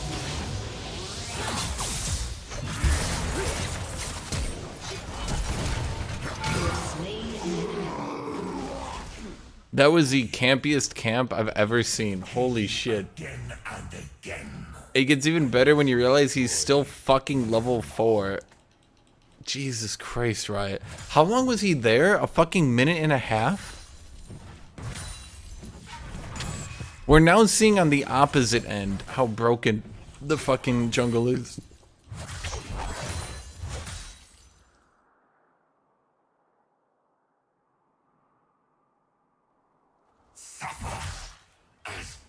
Okay, let me say why. Now, I wouldn't say he's the worst developer without actually having a reason. I wouldn't just be like salty, like, is he the worst? God, I hate Akshan. Like, let me. Follow me into destruction.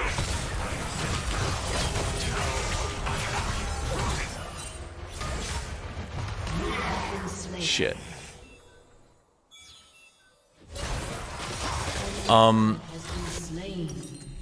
I'm gonna let me actually talk about what champions he designed, and maybe some of you will understand why I would say he's the worst designer. He designed Camille, one of the champions who has seen the most removal of abilities, the most broken. Camille's honestly one of the most broken releases of all time. He designed Seraphine, called her a mid laner. Kiss the ground. I, for the fucking life of me, can't understand how he could ever call her a mid laner. I'm damned. But Okay. He did the tank item update. my dark image. An enemy has been The slain. tank item update. You know, when he just gave them all Sunfire.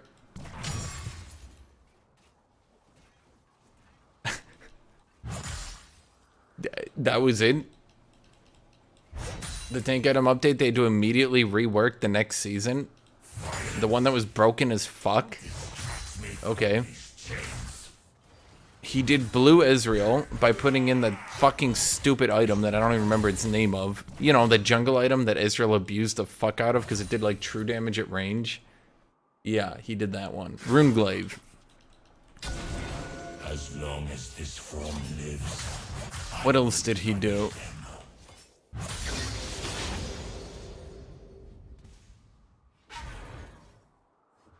I'm fine with the tank mythics doing damage. That's fine. Tanks actually have more mythics than any other class right now. They have 3 damage mythics and 3 support mythics. That's fine. Top tanks build damage, so he gave them damage. That's fine. I'm just saying, this system was so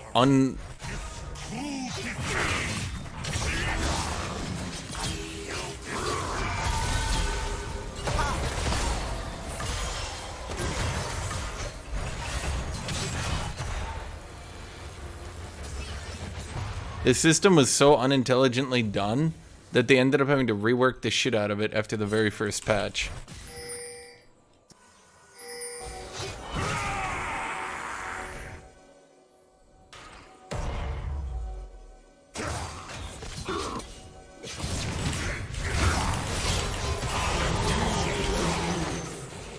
Enemy killing spree. Let me look this up because I want to actually. He did one more thing. Oh, he did Kaisa. Yeah, he did Kaisa. Yeah. The problem with tank items doing damage is assassins start building them. Kill.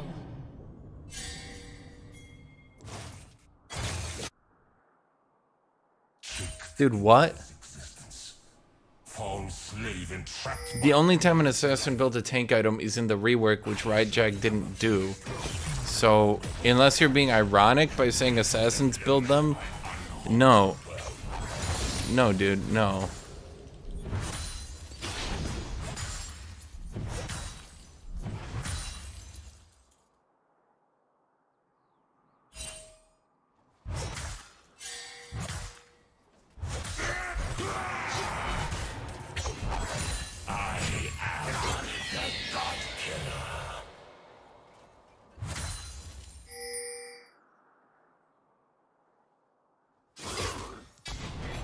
Unless your argument... Rampage. Challenge me, mortals! Unless your argument was Kled built Sunfire, but together with its mythic passive and all that, I'm fairly certain Kled was literally designed to use Sunfire. I think they only started taking an issue with it. I don't even know why, to be honest. Unstoppable. I will hack and chop and cleave! An enemy has been slain. We're talking about the horror days between a Tank Akali, Tank Echo, and Tank Fizz. But that is...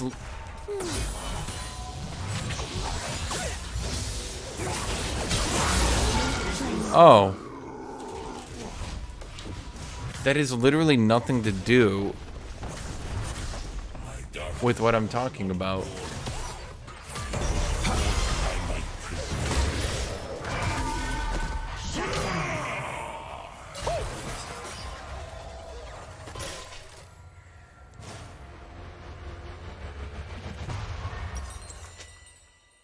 An enemy has been slain.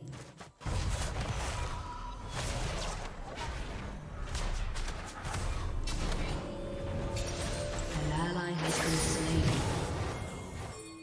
All that lives, I will end.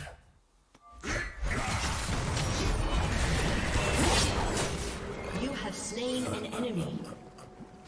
This Your was turret has been destroyed.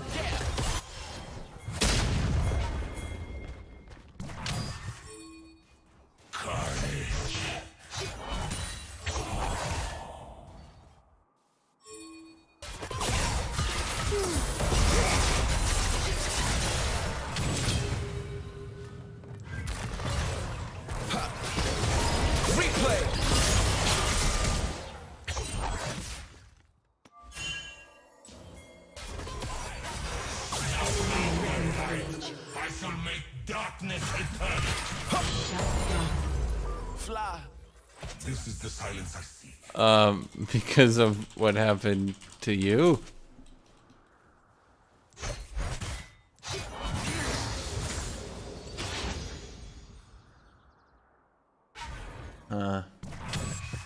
Carnage is my method. An enemy has been slain.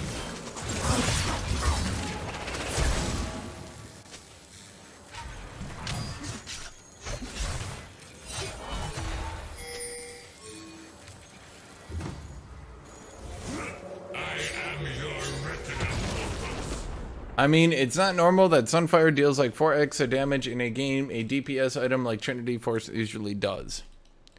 Okay, so here's the thing. If we compare Sunfire to other items who are primarily tracked by stats, Because Sunfire's damage is all tracked, 100%. Trinity's is not. The damage on Trinity isn't tracked. The attack speed is not tracked. The damage buildup is not tracked. The movement speed isn't tracked. All Sunfire does is damage. So when we compare it to similar items that only deal damage, actually, yeah, Sunfire is about on average. You compare it to Divine Thunder, yeah, it'll deal about the same damage, maybe less, have no healing, but then obviously gives armor and magic resist. An ally has been slain. An enemy has been slain. I'm not really sure why we're complaining about Sunfire right now.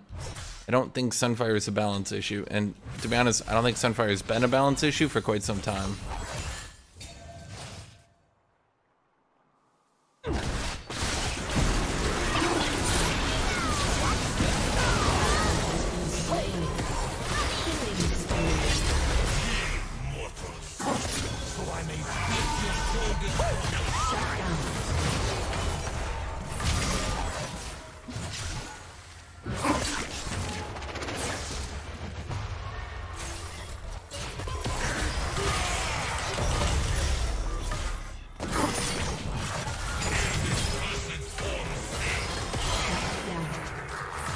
Okay.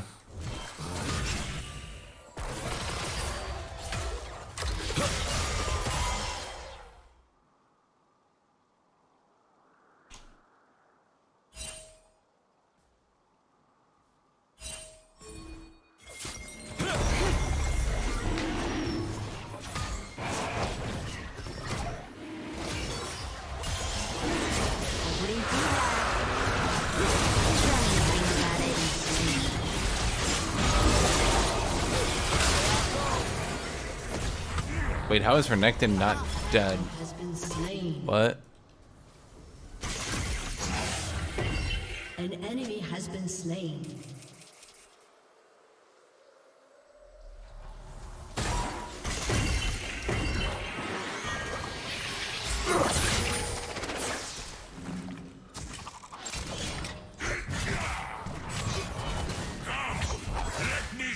Right, but Yone's E should have killed him anyway. He had enough damage stored to kill him.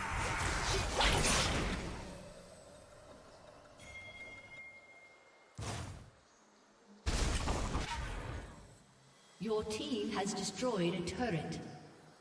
Much toward vengeance. In blood.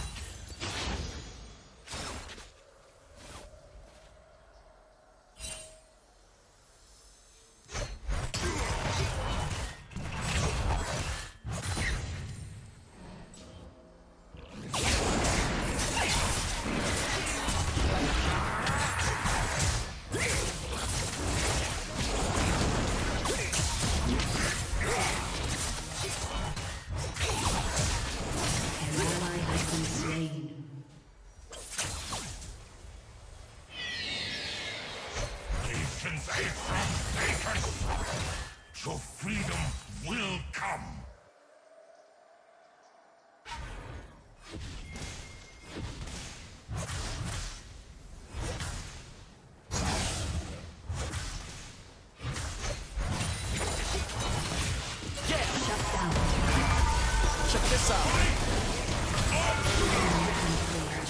How did that hit me? I can't believe Riot is buffing Lich Bane. No, I can. I take that back.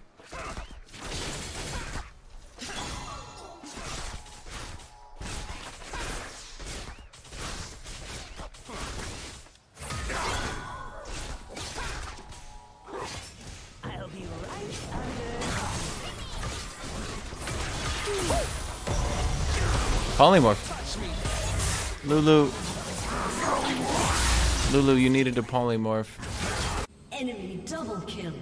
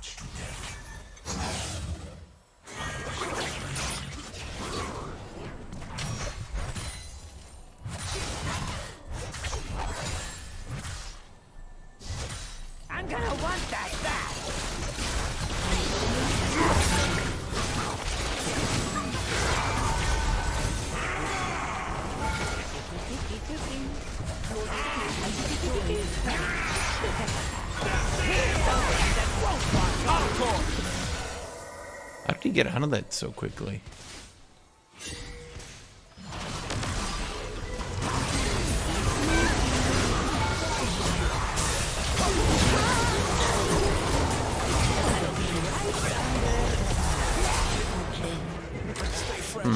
Well, they targeted me, and that was fine. I'm not sure igniting Echo did anything, though. For dude in chat getting angry, I can't respond to every single question while I'm playing the game. That would be quite difficult.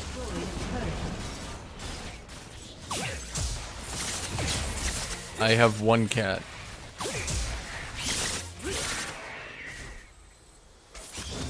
Your team has destroyed a turret.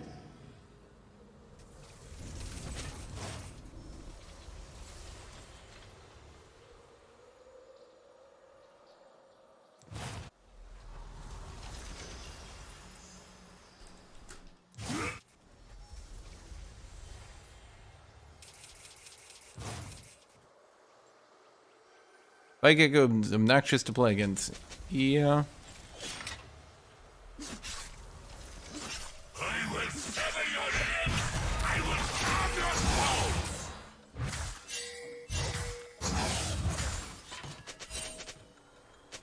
souls! Team, what the fuck?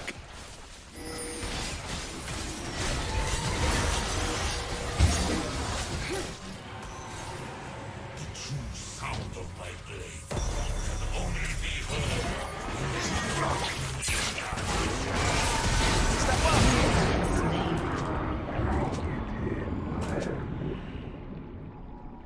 It's me! Okay.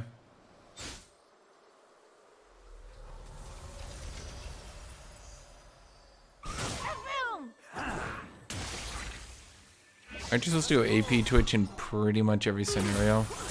Right under.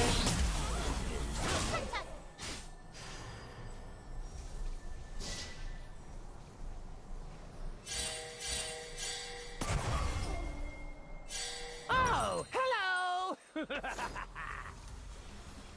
The only peace I seek is death.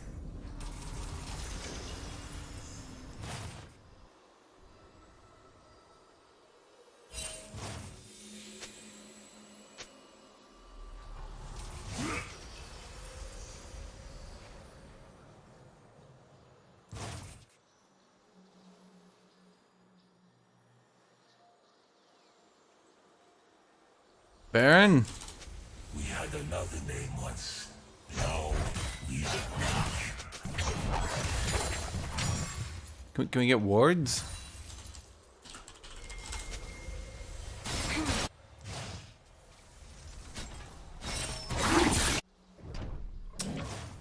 Okay. An ally has been slain. Did my team just go AFK or something?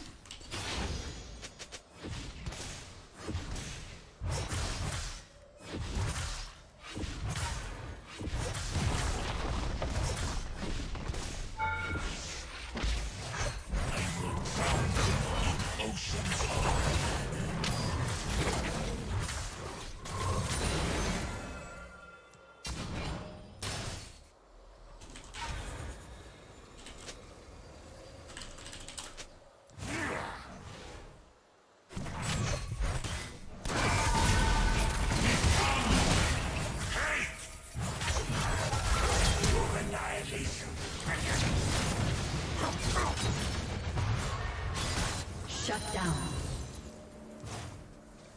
Carnage, my last joy.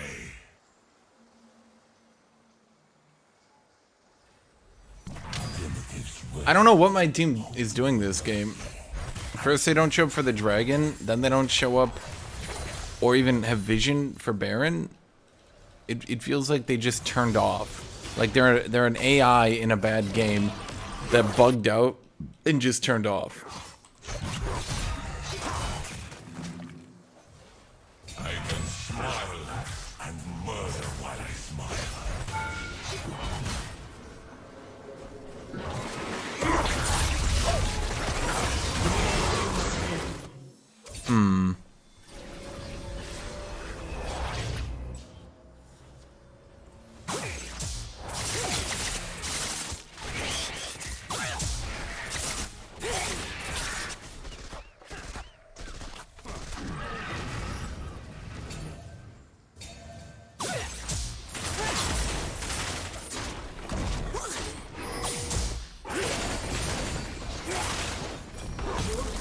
been destroyed.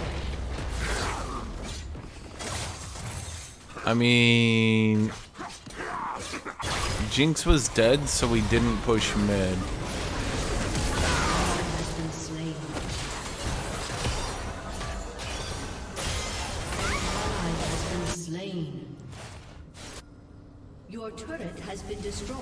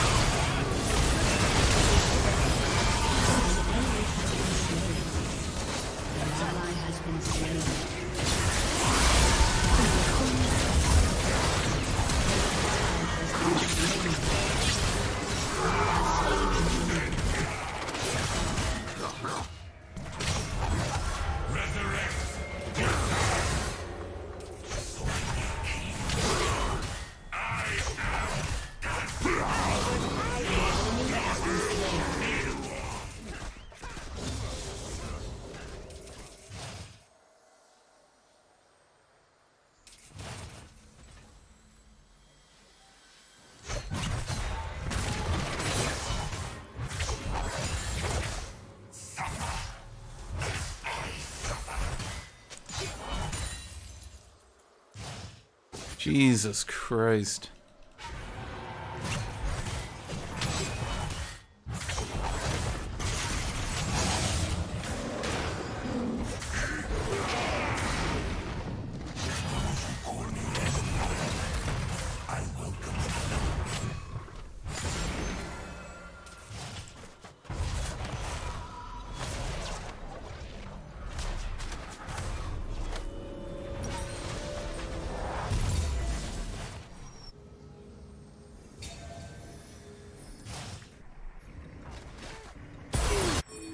An enemy has been slain. Double kill. There is a darkness in my heart, deeper than any shadow.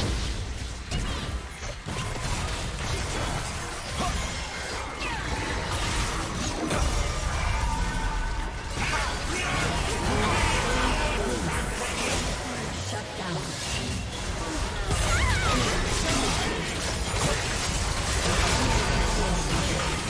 Congrats, dude, you got Lulu.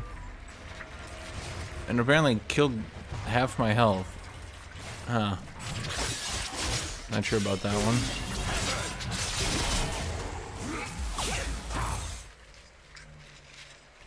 I am not a king, I am not a god, I am...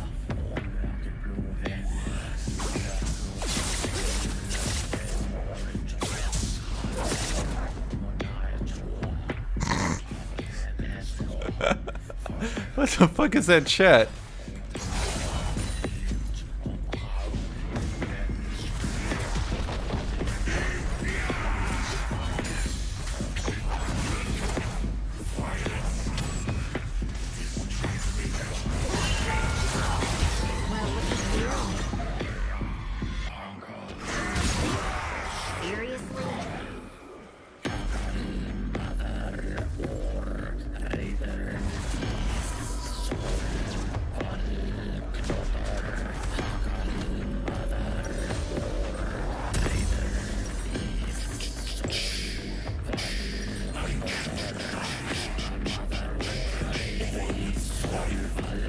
Well, he didn't go Lord Dominic's, so I should be fine against him for at least a little bit.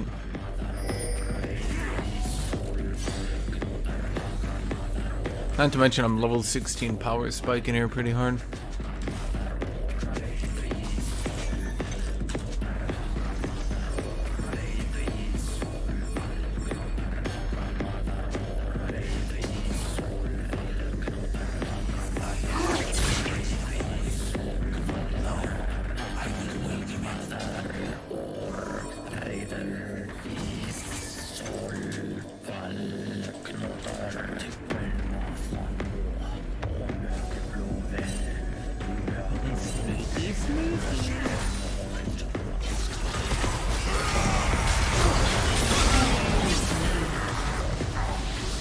Yeah, that seemed fair.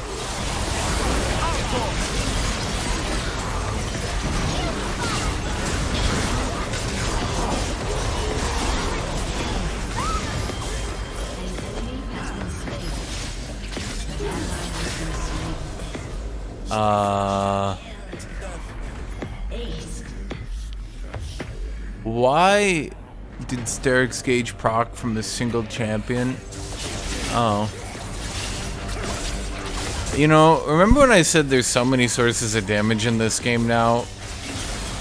When I look at a champion who effectively pressed E, right-click Q, and the damage is like Z-Drive Resonance, Parallel Convergence, Phase Dive, Items, Time Winder, Runes, Chilling Smite, Basic Attack, and I'm like, dude pressed EQ.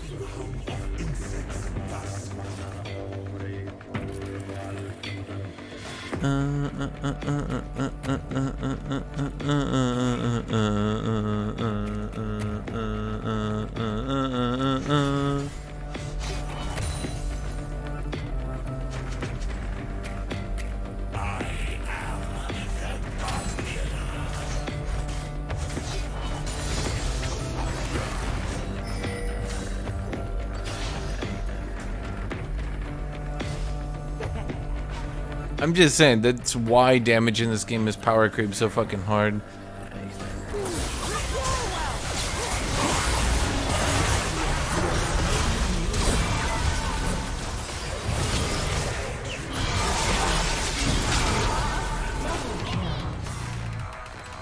Double kill.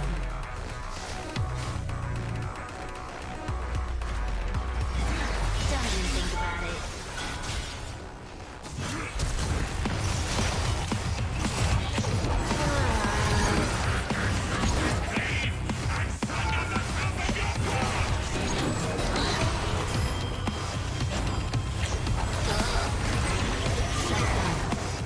Okay. Did that block the entirety of my 3Q?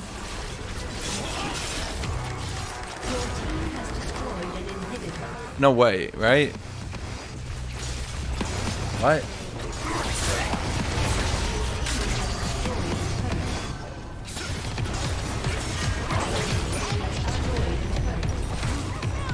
Did it?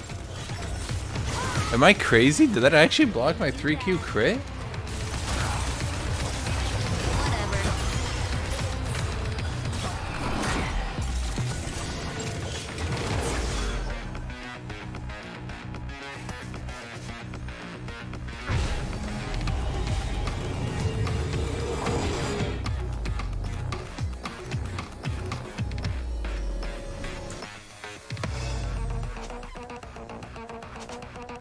I will render these mortals' forms into my own.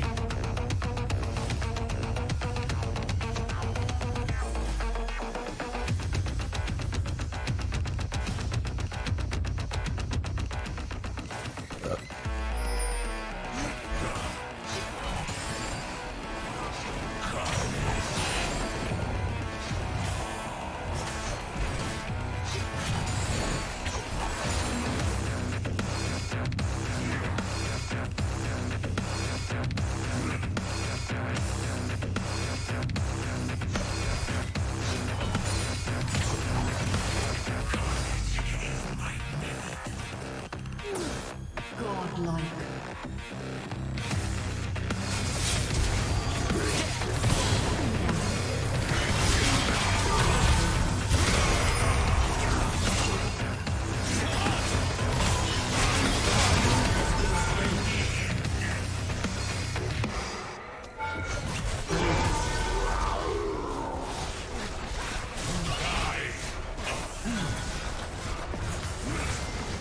A summoner has disconnected. A summoner has disconnected.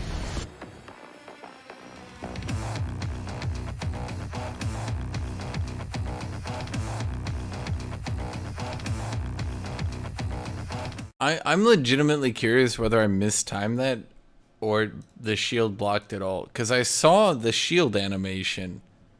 The shield didn't seriously block my entire 3Q, did it? I feel like I'd rather it not have hit. I feel like that would actually be preferable for me.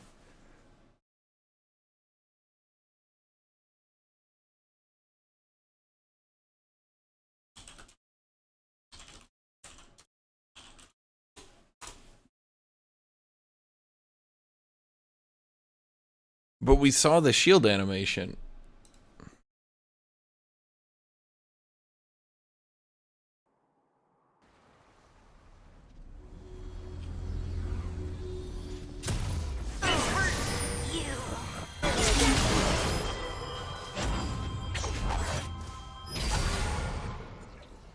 Wait, it seriously did. It seriously blocked all of my 3Q except for 38 damage.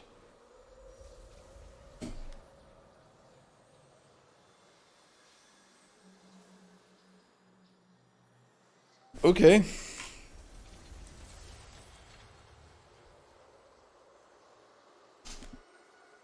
That was with Cyrilda's Grudge. If I didn't have Cyrilda's Grudge, it wouldn't have done any damage.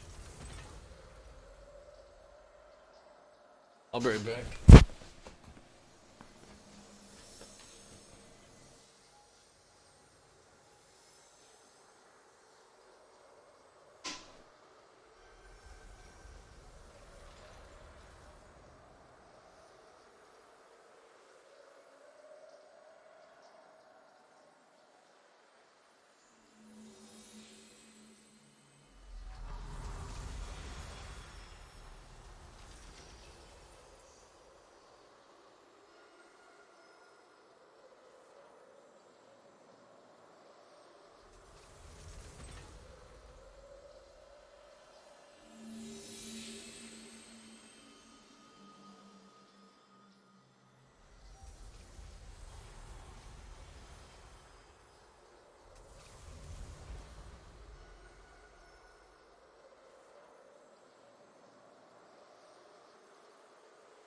I'm gonna get some water.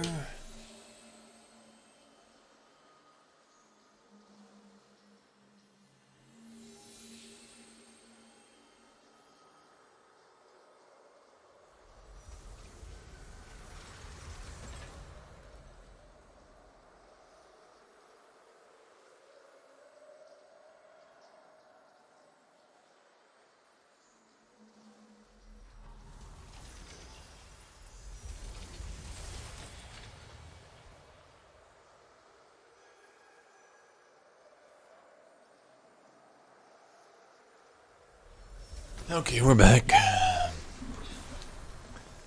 Okay, so what?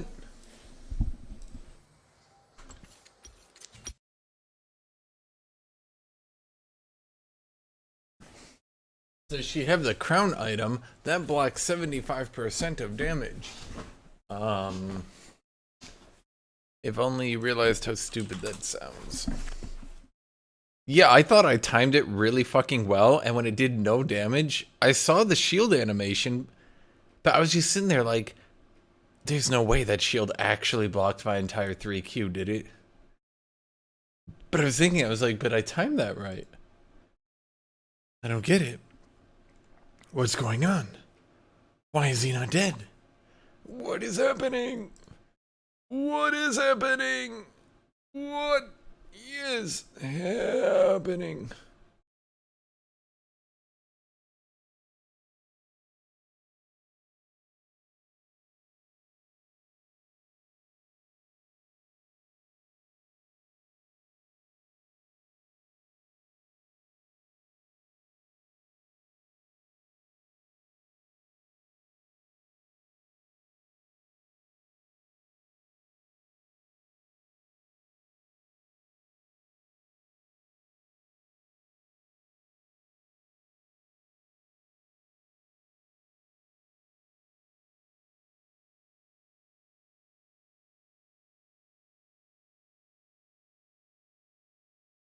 Wait, what?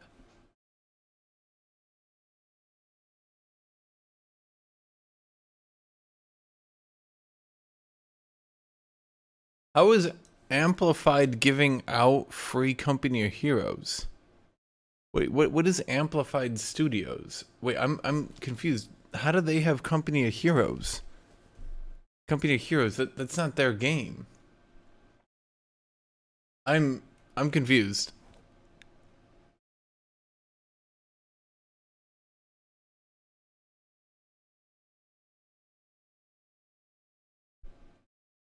What? Am I crazy? Amplified is Relic. Sorry, Company Heroes is Relic. Is it not? Hello?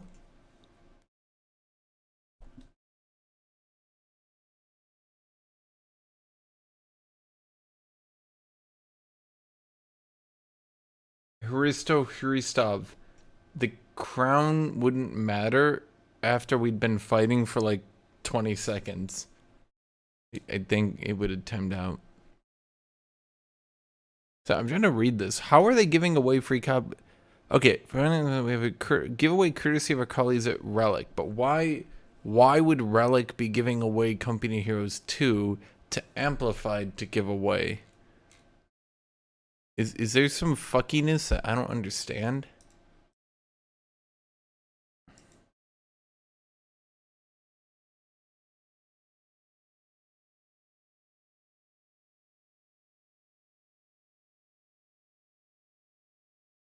It's because the reason I keep giving away Company Heroes 2 is because it's got so much DLC at this point. Here, let me... Wait, they're making a Company Heroes 3? Really?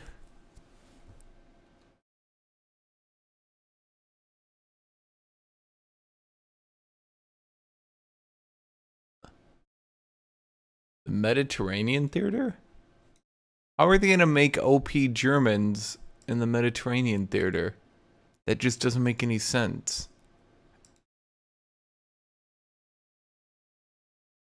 They'll have to add some DLC to make the Germans OP. Do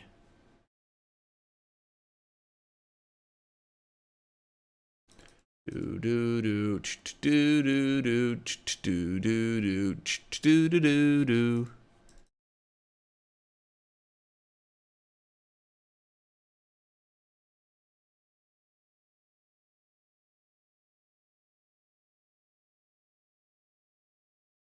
Verticality will affect units' line of sights. Desert. Mountains.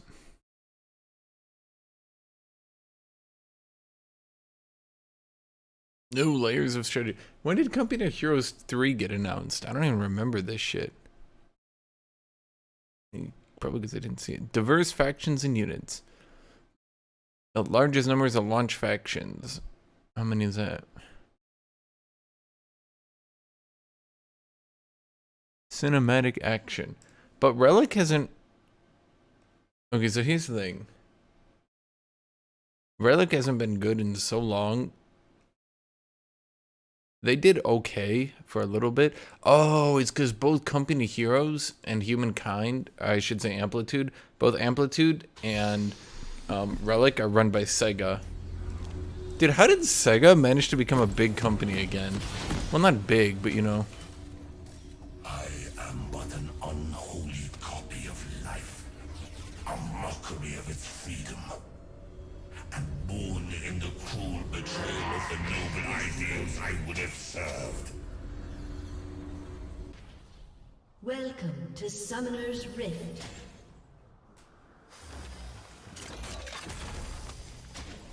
Uh, 30 seconds until minions spawn.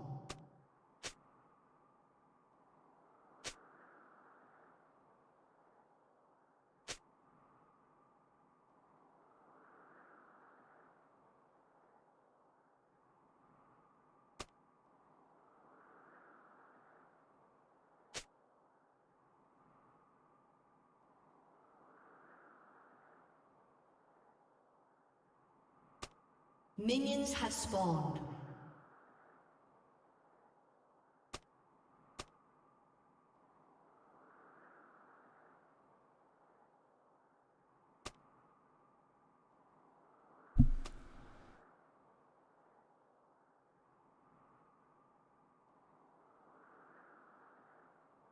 I'm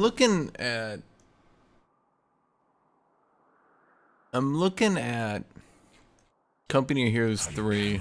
Die until all life. I just don't. Company Heroes 2 was okay. Hey Hash, I did something today. Thank you, buddy. I guess. I think. I hope. Fool! Face a Dagon.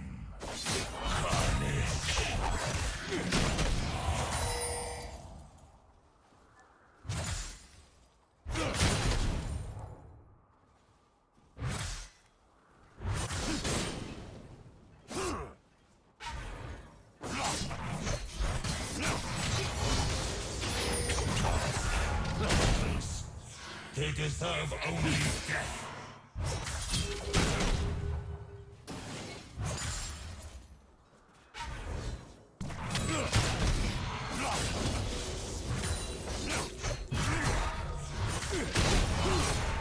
More powder. Suffer as I suffer.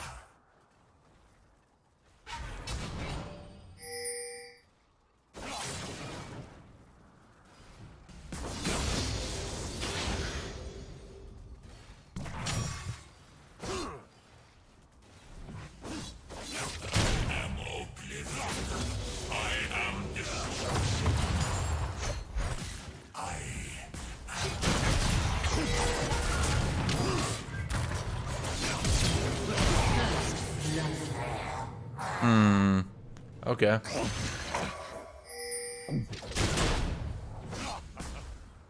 An ally has been slain.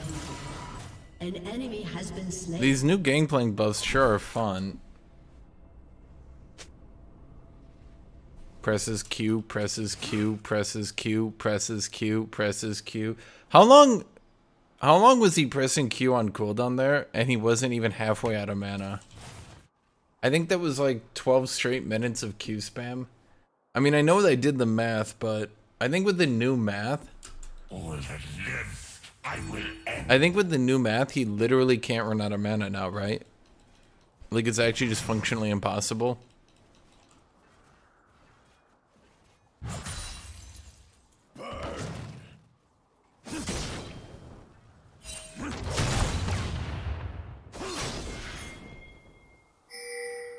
Cursed form sing.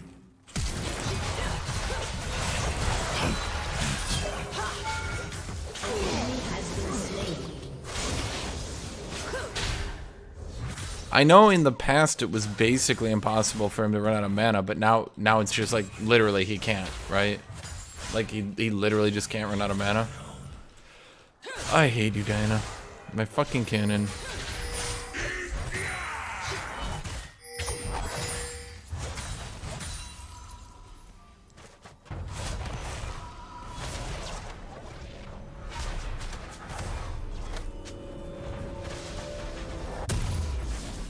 Does GP barrel proc Sheen? Do you mean does it give you Sheen or does Sheen proc on the barrel? Rush Bramble to beat Gangplank.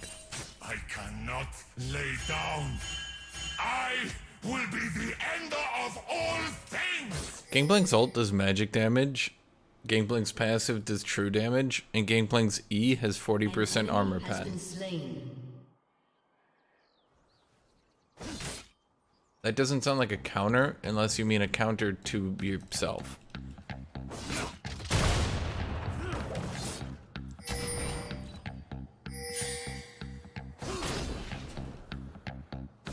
For my employment, they will suffer.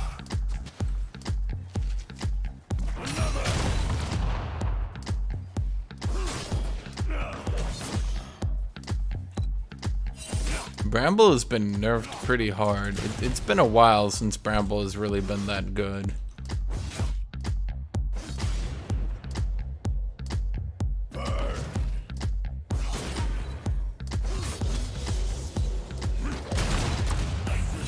them in oceans of blood.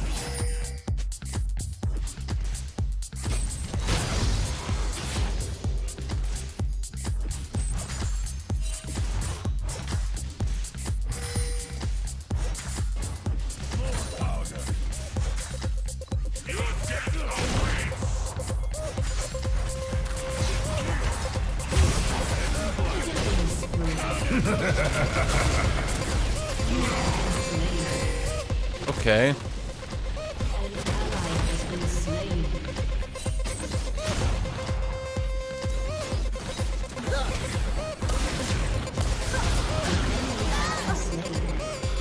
Enemy double kill.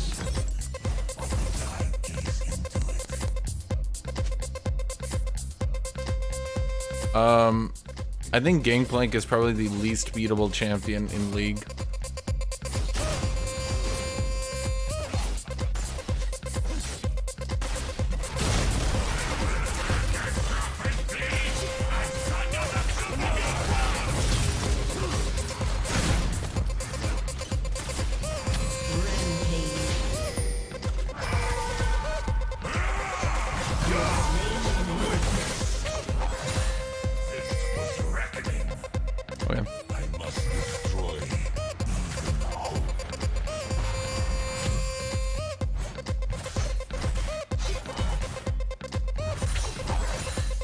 Like, let me put it this way. I think of every champion in League, Gangplank is the least likely to ever, at any point, ever lose. I think it's functionally impossible for Gangplank to actually lose lane. Has been slain.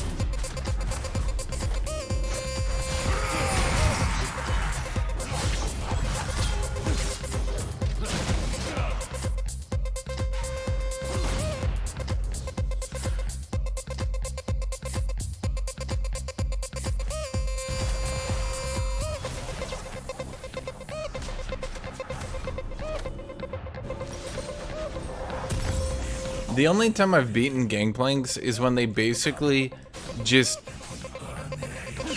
massively misplay to such an extreme, ludicrous extent that it basically isn't even a sane person. Yeah, exactly. Exactly, you just saw with the Gangplank right there. The ability to just run in and win, or stand back and Q spam. Like, yeah.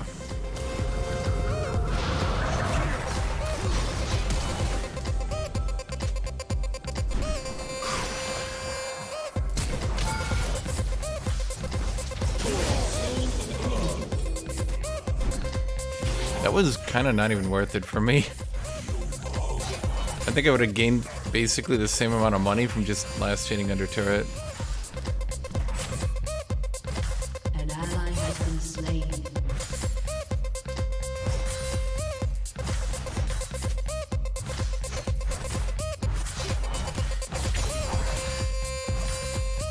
I stood against the void. Now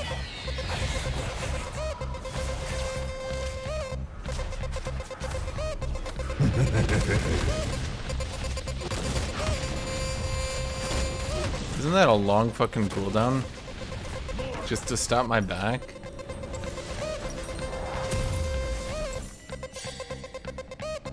Unstoppable.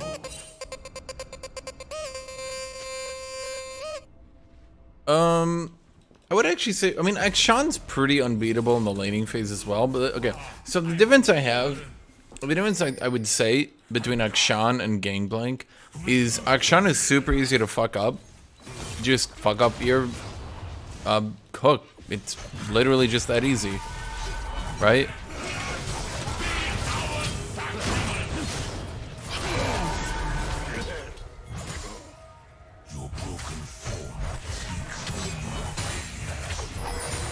What is there to fuck up on Gangplank? Like, you've seen me all the time. I will beat bad Akshan, so they'll hook like an idiot, die, and then that's it, right?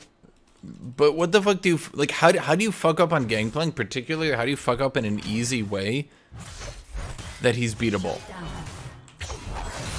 Hashinshin, what if they let you combo?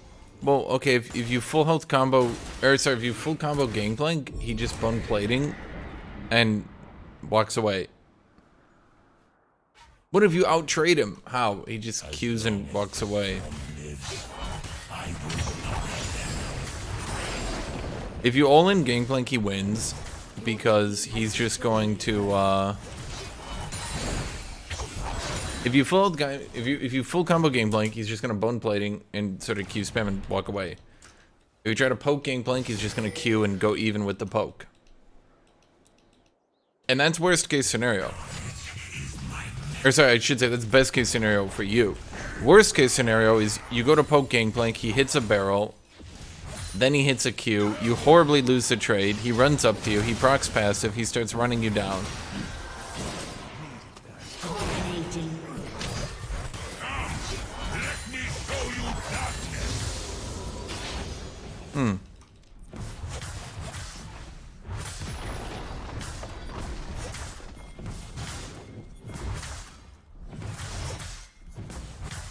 I don't really think it's Gangplank's barrels that make him so strong. I mean, how many barrels have I been hit by this game?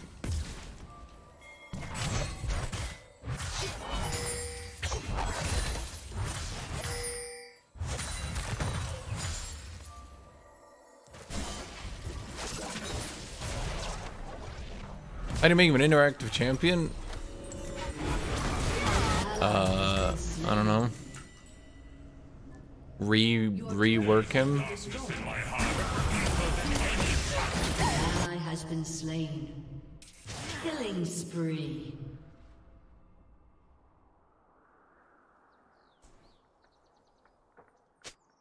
The difference, in my opinion, between Gangplank running out of mana and other champions running out of mana is Gangplank can use his mana to indefinitely harass you at range with no counterplay.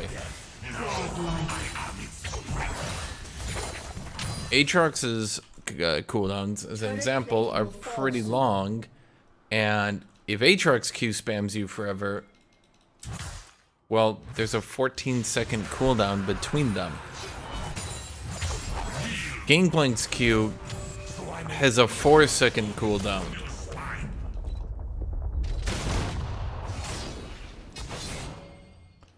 There's a little bit of a difference, I feel.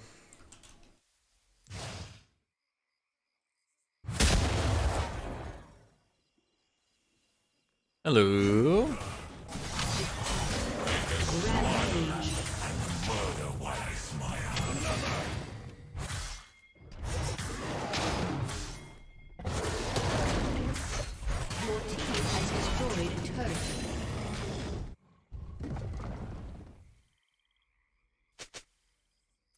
We had another name once. Shut down. We are dark.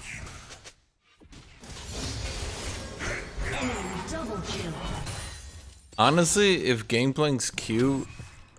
okay, if Gangplank didn't take mana, but, his Q didn't go through minions, that would be a good start, don't you think?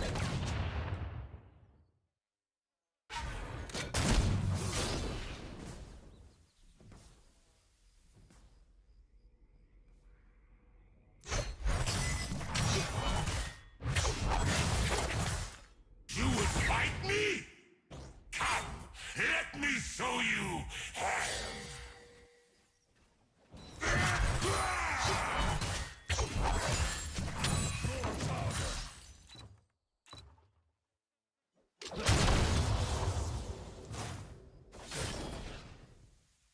Challenge me, mortals! I am here!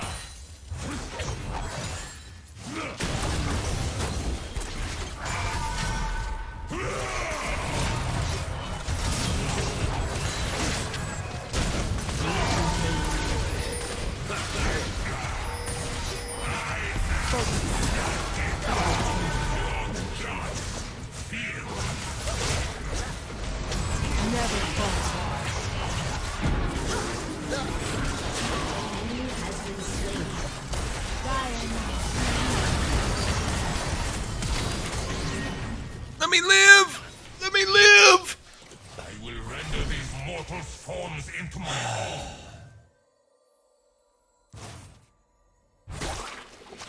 Your team has destroyed a turret.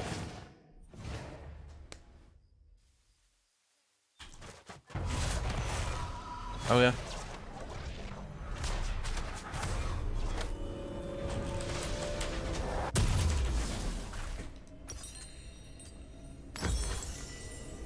The only peace I seek Legendary. is death.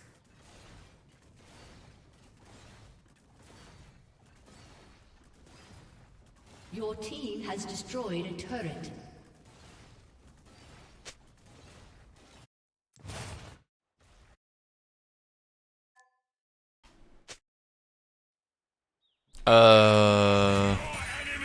If Gangplank's Q had is slow on the first cast, that would... Guys, do you realize... Okay, 2 people need to play the game. And doing random, wacky fucking bullshit, like Aatrox's first Q has a slow, will make nobody ever want to play this game again.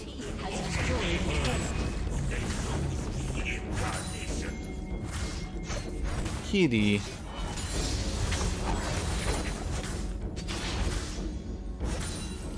Kitty, come here. Come here. Come here. You're being kidnapped.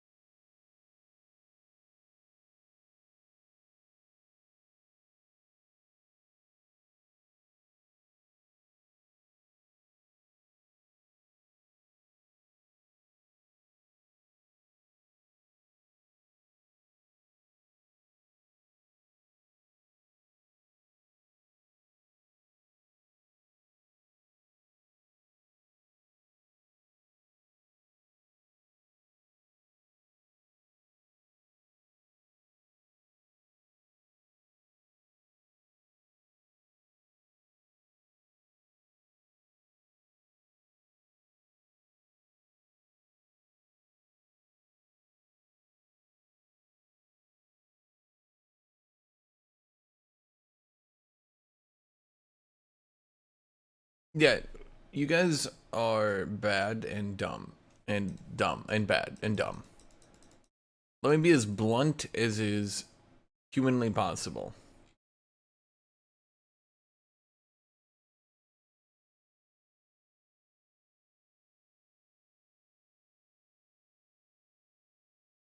If you give Ajax back his revive, he'll shoot to a 54-55% win rate. At which point, you'll have to remove so much gameplay from the rest of his kit that it doesn't really make sense. Do you want him to lose the healing bonus in his ultimate?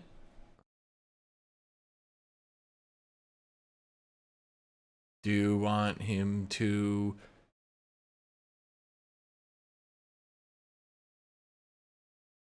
I mean, what do you want him to lose? Like, you see what I mean? Like, what do you want him to lose? What do you actually want him to not have anymore because of that shit?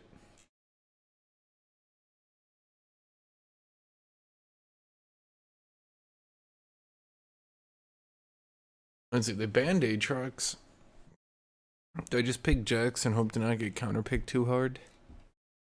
Kitty kitty kitty kitty kitty cat. Kitty kitty kitty kitty kitty cat.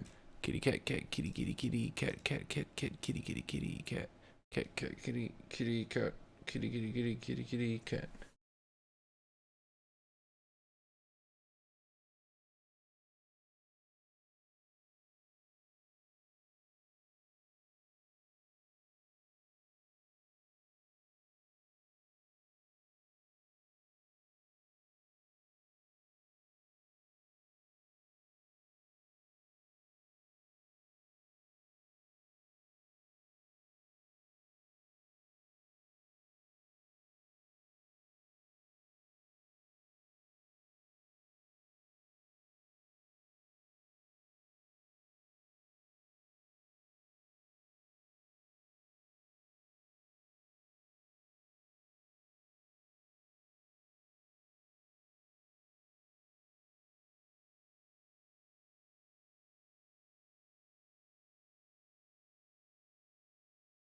Kitty kitty kitty cat. Meow meow meow. Kitty cat. Meow meow kitty kitty meow meow. Kitty kitty kitty kitty kitty cat. Kitty kitty kitty kitty cat. Cat cat kitty kitty cat. Meow meow kitty kitty kitty meow meow. Meow meow kitty kitty kitty meow meow. Meow meow kitty kitty meow meow. A kitty kitty kitty kitty kitty meow meow. A kitty kitty kitty a kitty meow. Kitty kitty kitty kitty kitty meow. That's you. That's what you sound like, Kitty. You should do this. You should. This is what you sound like, Kitty. That is exactly what you sound like. It is verbatim what you sound like.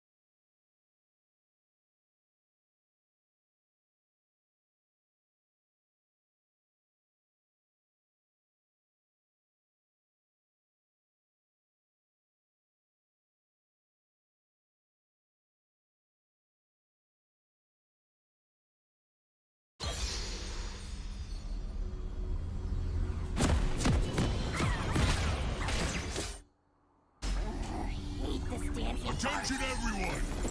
Hello? Hi! Is Mungo's voice working? To all staff, do not underestimate yourself. Mundo do that for you. Yeah, I'm confused. Riven of all champions decided to ban Aatrox. Of every champion in the game, Raven was like, damn, dude. Aatrox. 30 seconds until minions spawn. Generous. Pay everyone in stock options.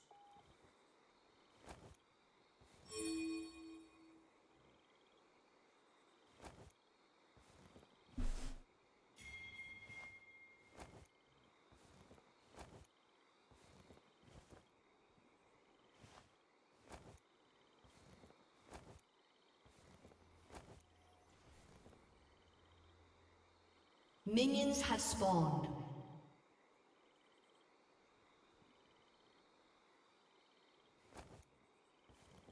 When you work with Mundo, you are family. Or team. Mundo don't remember.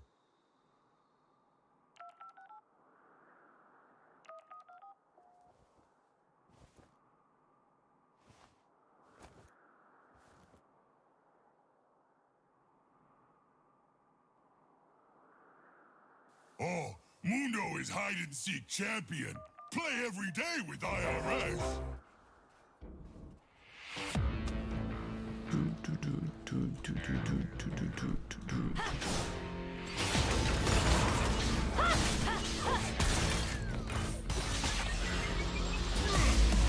Reinforce corporate policy.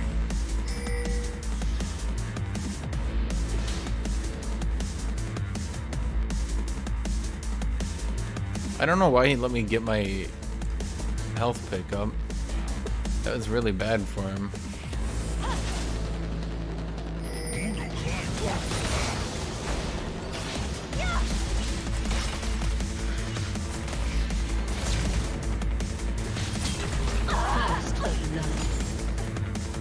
Huh. Best severance package. He never started mailroom. Be too smart.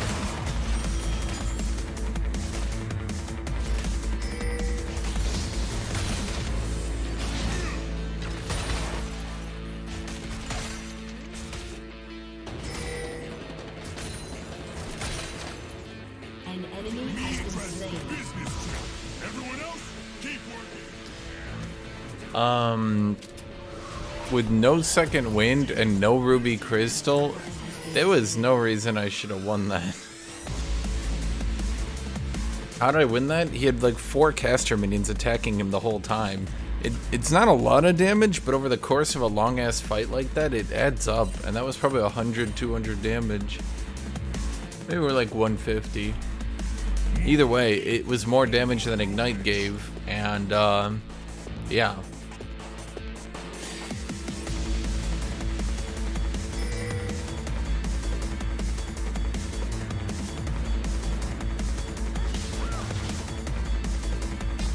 Mundo loves deadlines. Always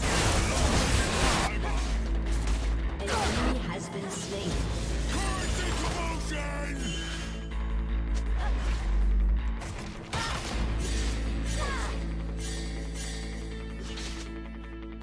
Mundo file. Ah, me forgot Casual Friday. Again.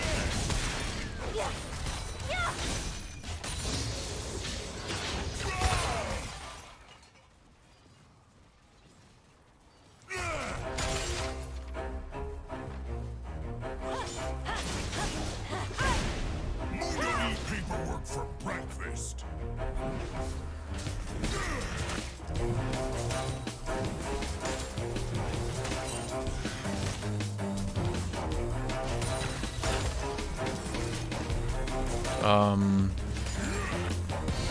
Windows should still be doing Q-Max, right?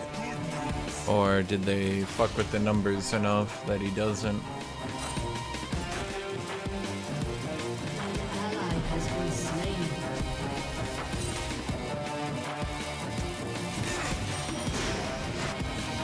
Never split difference, only split heads.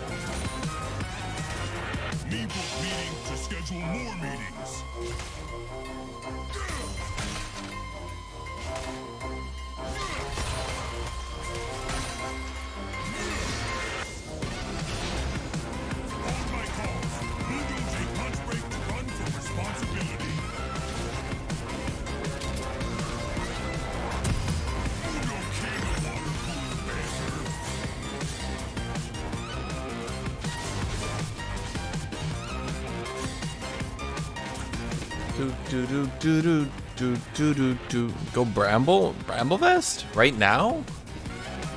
No. Why? Before he even builds any healing? No. When life gives Mundo lemons, Mundo order caviar. Caviar will break lemons. Mundo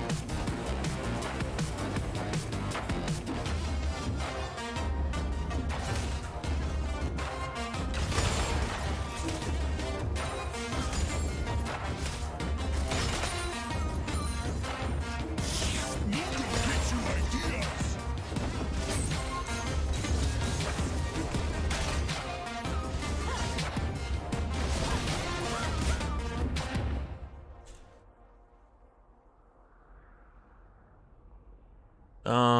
Are you guys crazy?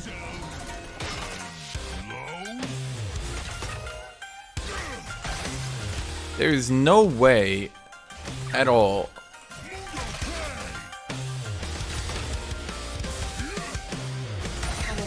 that I'm going to go Bramble Vest into Fiora before she even has Gore Drinker. What, for the 3 magic damage on hit?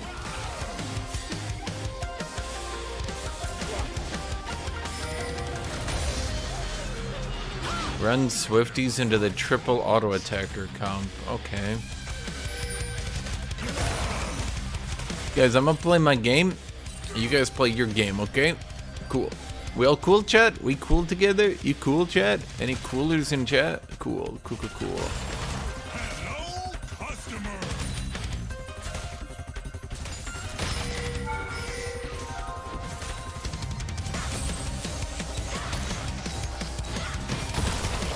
I wanted to make sure the Demolish proc hit when it had no armor to maximize the damage.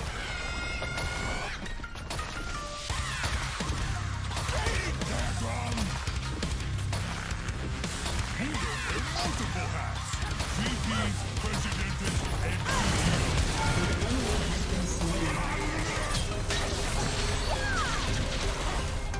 Ally has been slain.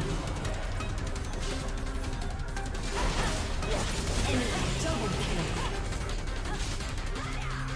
An enemy has been slain. No, don't play Lethal Tempo Mundo. What? Guys, y'all need to stop thinking sometimes. Don't think for yourself. I promise you, as smart as you think you are, you're wrong. And I mean that in the most insulting way possible. Sometimes you trust the experts.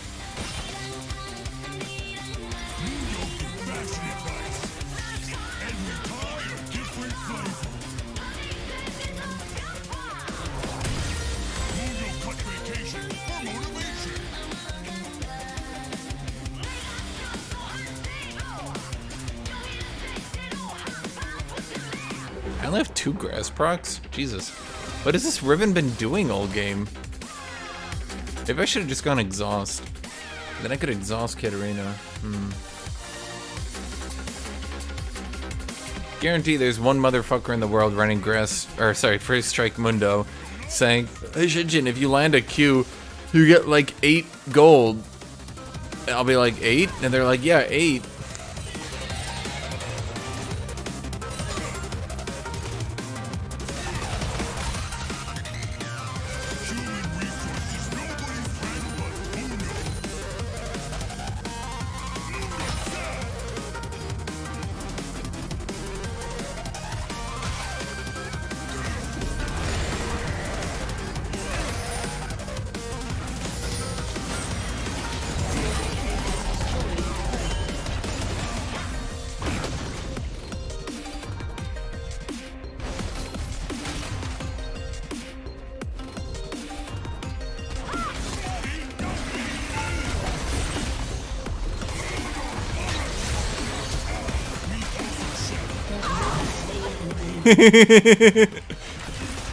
Oh my god.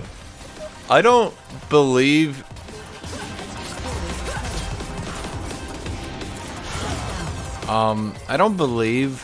that Riven should ever get fucked this badly by a Mundo. Yeah. Not here, not yet.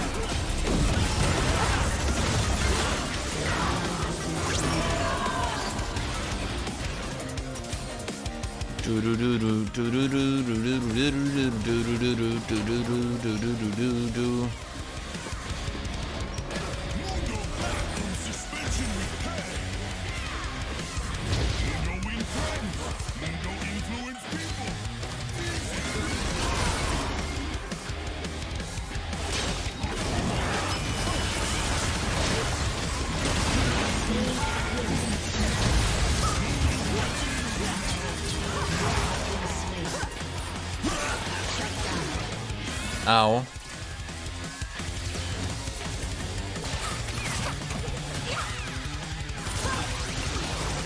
Why did this dude do Divine Sunder or Katarina?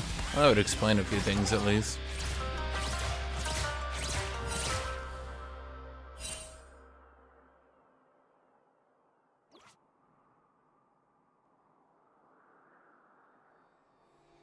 Mundo failing upward. Sometimes Mundo start business Enemy plans out killing of spree. nowhere. Fun to discover along the way.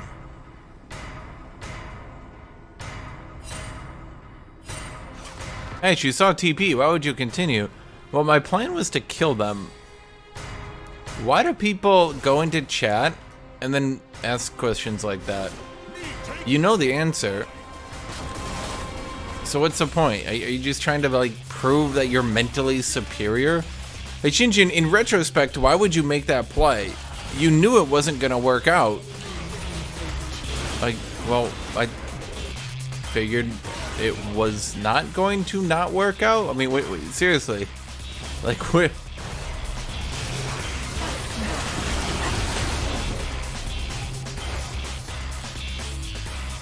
Turret plating will soon Do you have enough mana for anything?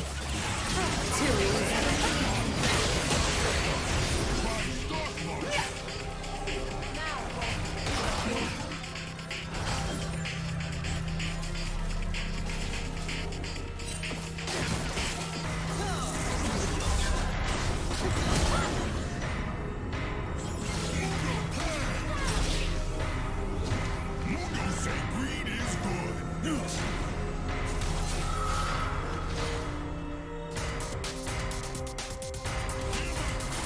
Mundo has important date with tax collector.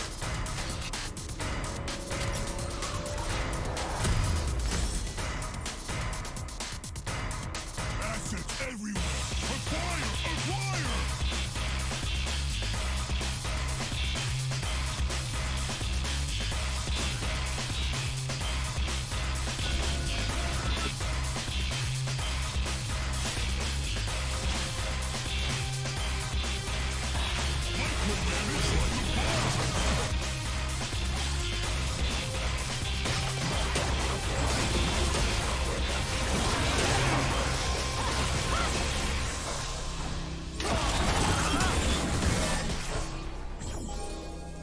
Mundo got perfect zero on no mistakes.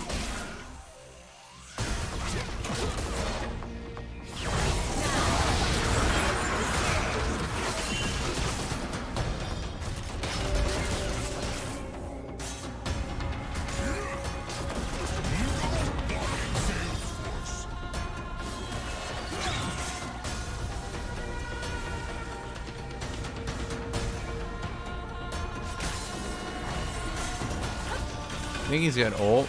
Probably. Oh!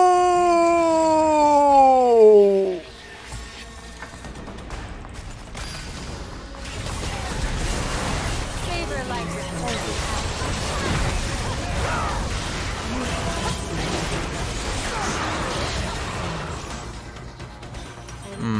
has been slain.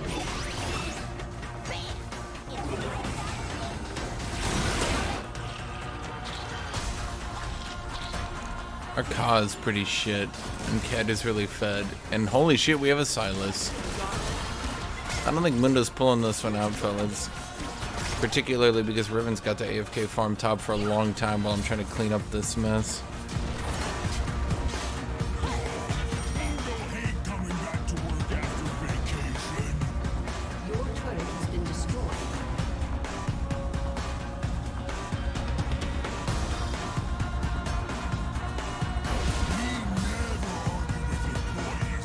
Me only explain why Muno is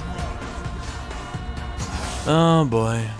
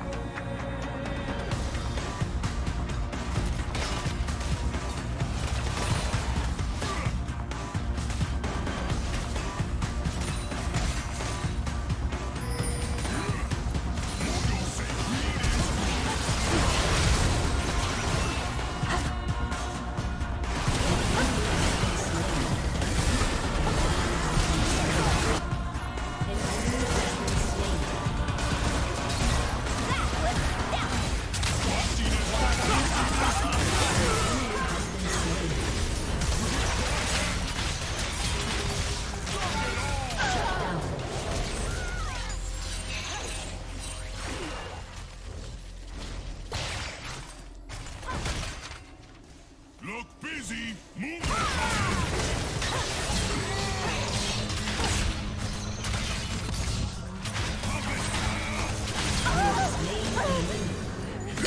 Ah.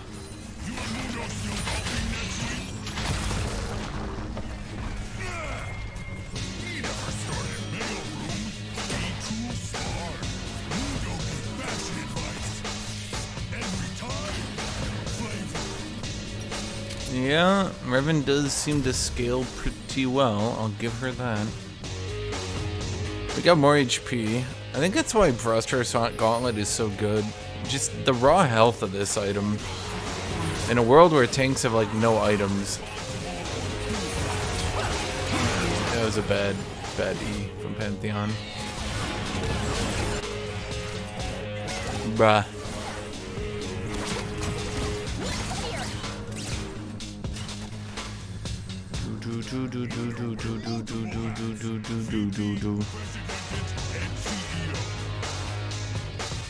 Yeah, we're cool.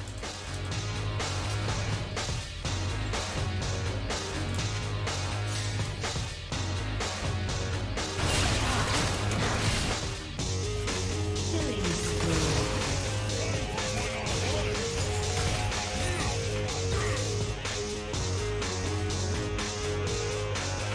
Divine Sunder Mundo is more win rate than Frostfire Mundo, and I'm sure when you look at the stats, it's gonna have a massive pick rate and not like 7 people picking it. Did you get Mundo's flag?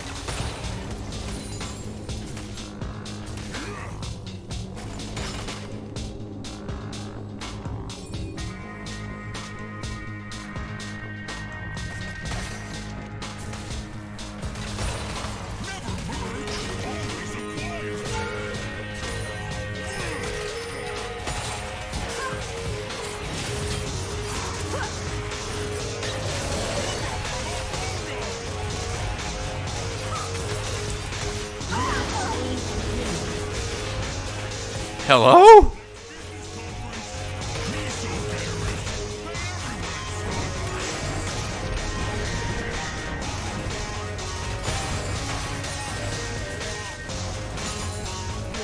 Has destroyed a turret.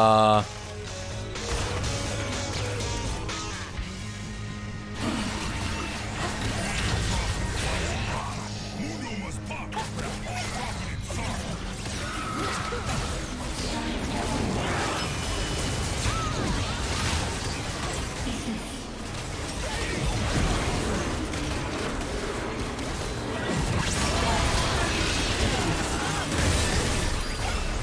Not culture fit.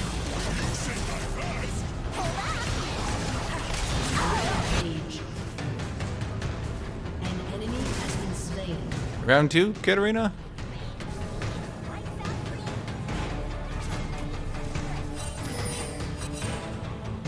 High-low cell.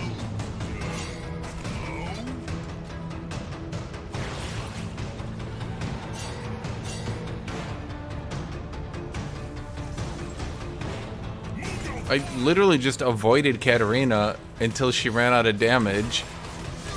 Then I turned on my ultimate, and Mundo was like, that's cute, now it's my turn. Ally has been slain. Enemy double kill. Unstoppable.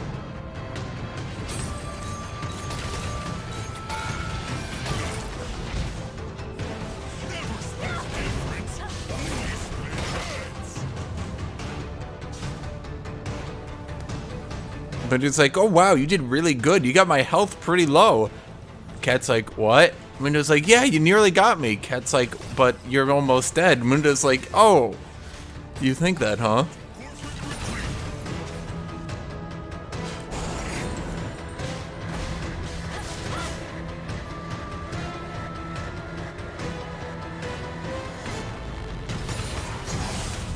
An ally has been slain.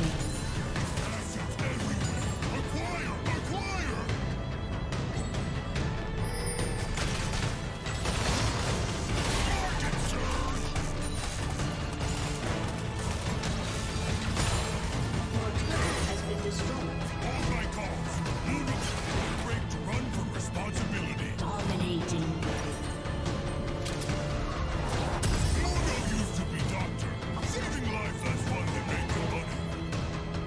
Kitty, you just can't get comfy right now, can you? You're like a little squirmy kitty, aren't you? Little squirm. Squirmy squirm. There you go. That's your comfy spot. You got this.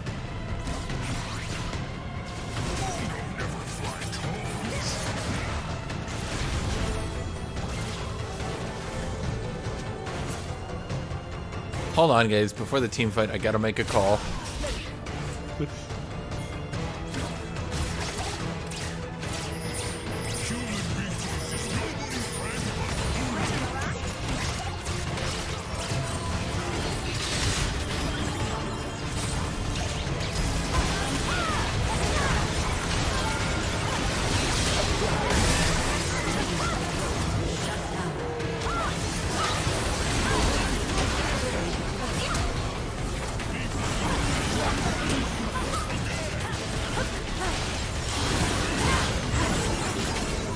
Wasn't I in my ult?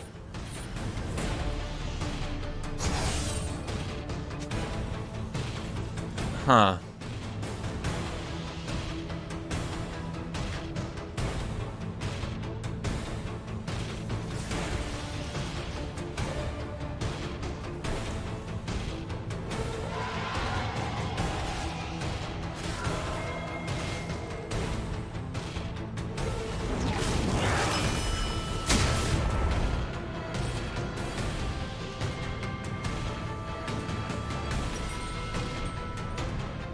Do I go Titanic next? I feel like I have to, or we're gonna lose, because I sort of need to hard carry.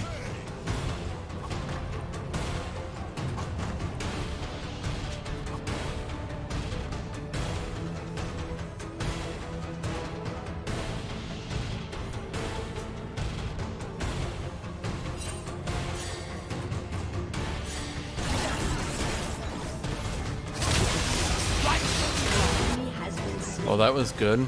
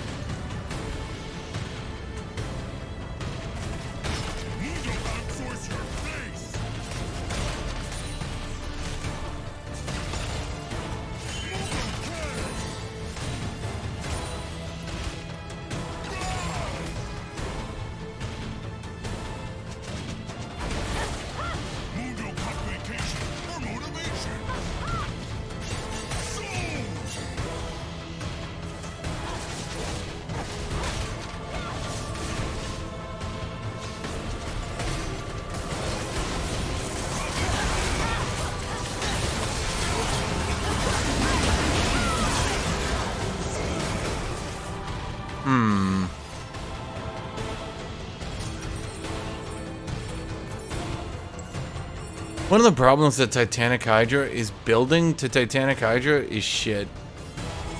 I get what, a pickaxe?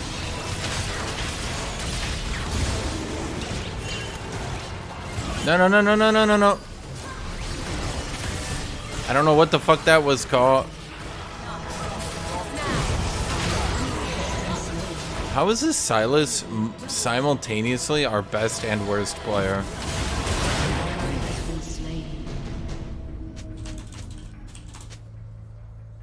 Oh wait, that Baron.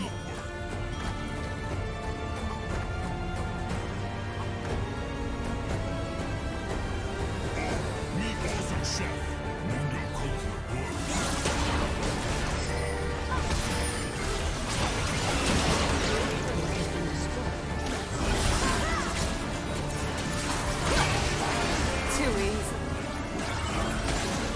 That's cute, Katarina, but could you stop?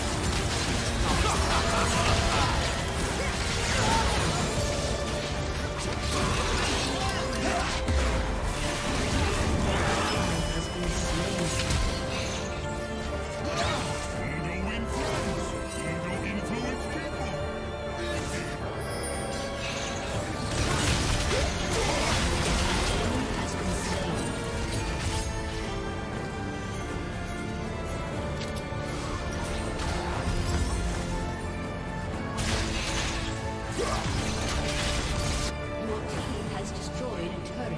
Why does Cat keep trying to kill me?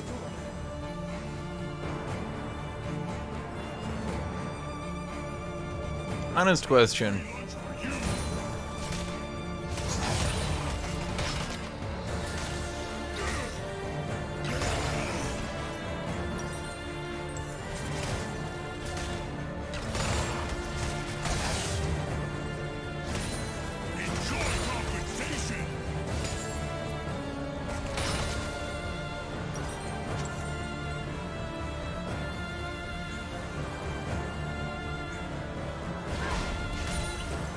Why does it always look like she's meteoring in?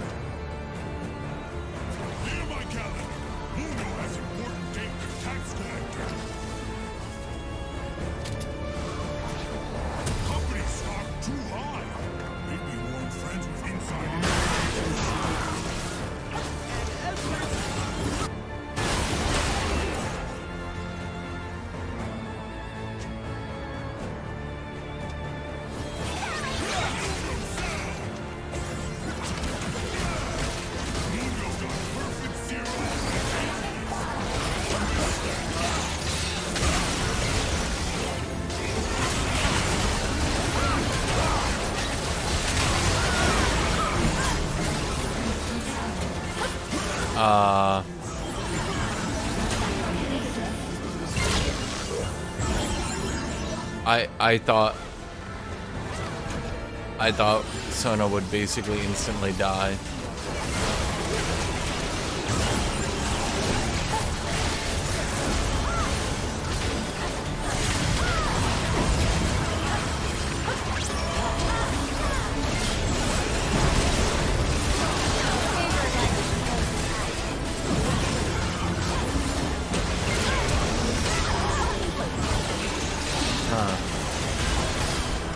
A summoner has disconnected.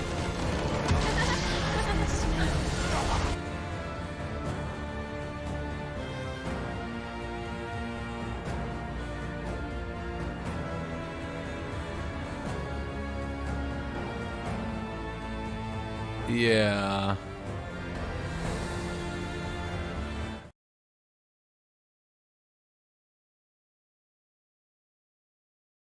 Kind of my thoughts. Kind of figured, oh my god.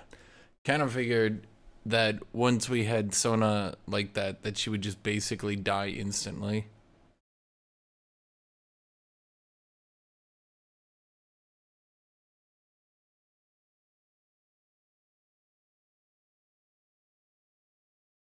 Hmm.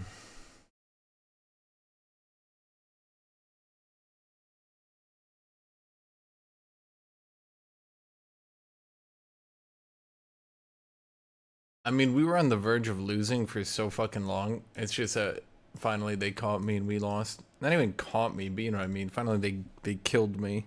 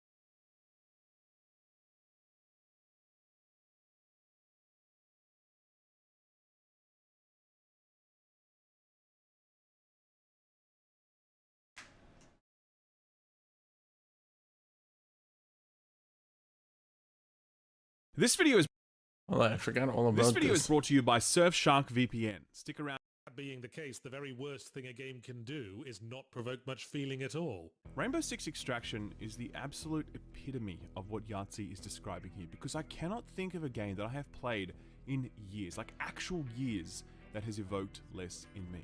I feel dead inside when I play this. Like this game had somehow come along with an ice cream scoop and scooped out all the parts of my brain reserved for thinking or feeling or anything. This game is like some industrial grade Xanax that just powers down your brain for real. It's just so fucking boring, my god. It is so rare that I describe a game as boring these days, because most games try to do something, anything, and so even when that ambition fails, you can at least grapple with the ambition. You can at least go through the intellectual exercise of thinking about where the game tries but fails, either in its design goals or its technical execution or whatever.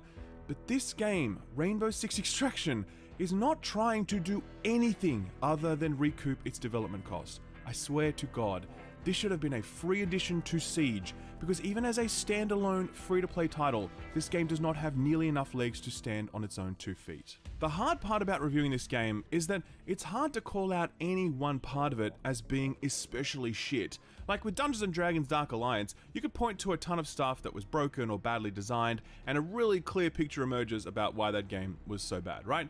But here in Extraction, everything works. Everything is here that should be here.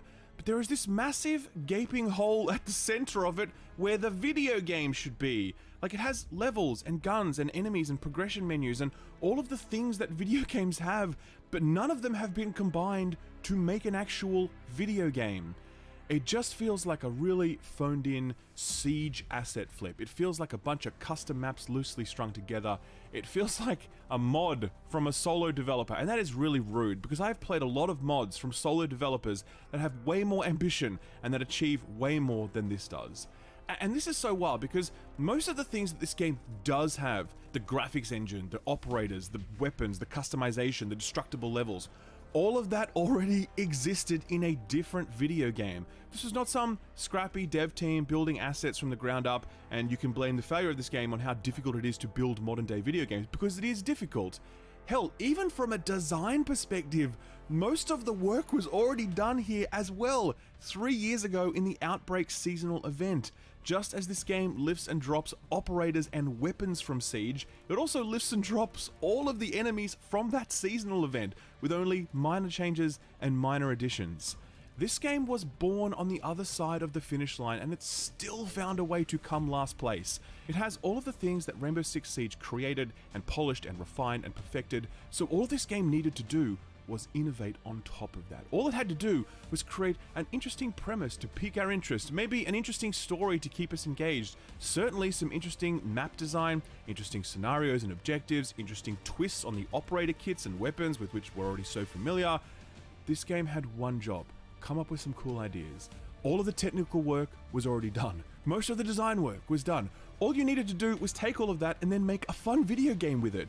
And it's astounding how far short this game falls of that objective. Okay, so I should probably explain this game to you rather than just doing this whole exasperated monologue thing, so here goes. Rainbow Six Extraction is a standalone spin-off of Rainbow Six Siege. It is a slightly discounted title. It's selling for 80 Australian dollars as opposed to the normal 100. It's available on Ubisoft's subscription service as well as Microsoft's Game Pass for PC and Xbox. If you're going to play it, I recommend doing so through Game Pass, but I don't recommend playing this at all. On top of its box price, there's also a cash shop that sells skins for like 20 bucks a pop. There's no boosters or anything in there yet, but Ubisoft always add gameplay affecting boosters post-launch.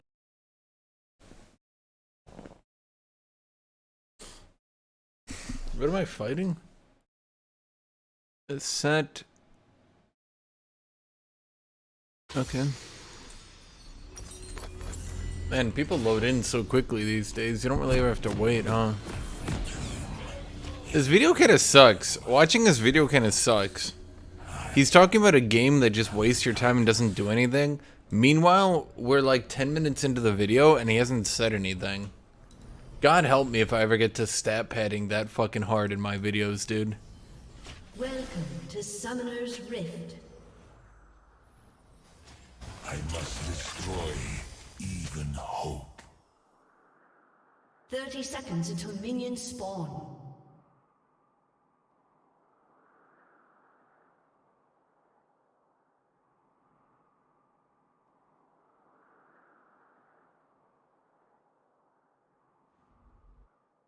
No, I hate videos like that where you get so far into the video and it hasn't fucking said anything.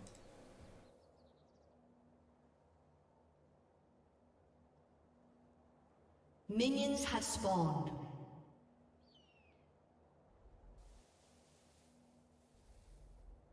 Why is your mana bar red? I know he doesn't admit. Yeah, because it's not red. What were you thinking?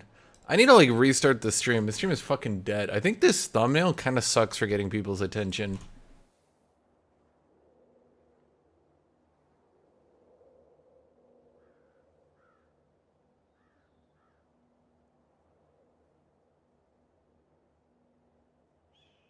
I am not a king, I am not a god, I am worse.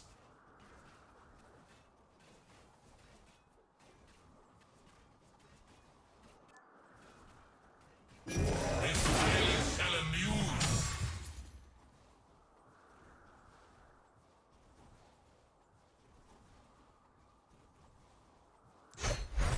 Carnage is my method. Is this, what do you call it? This thumbnail just ain't doing it for getting people to join. I don't know why, just people don't like it.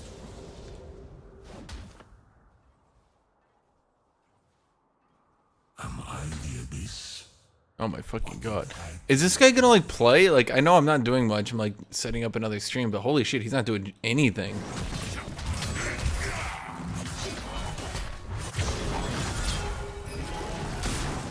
What was that? I kept waiting for him to do something. He didn't do anything.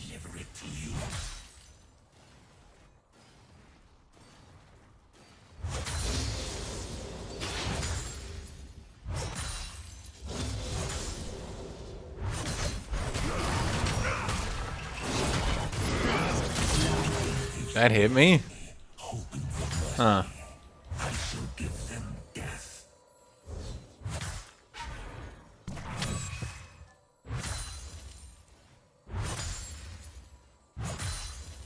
Okay. Didn't think that would hit me.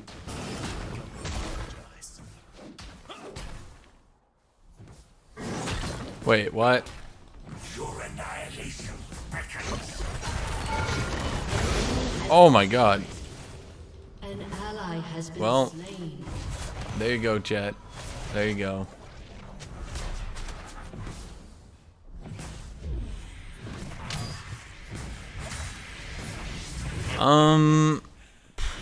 Shit, I really... My name.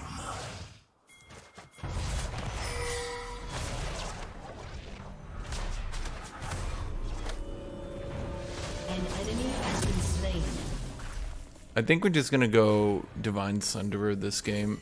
I think that's the play.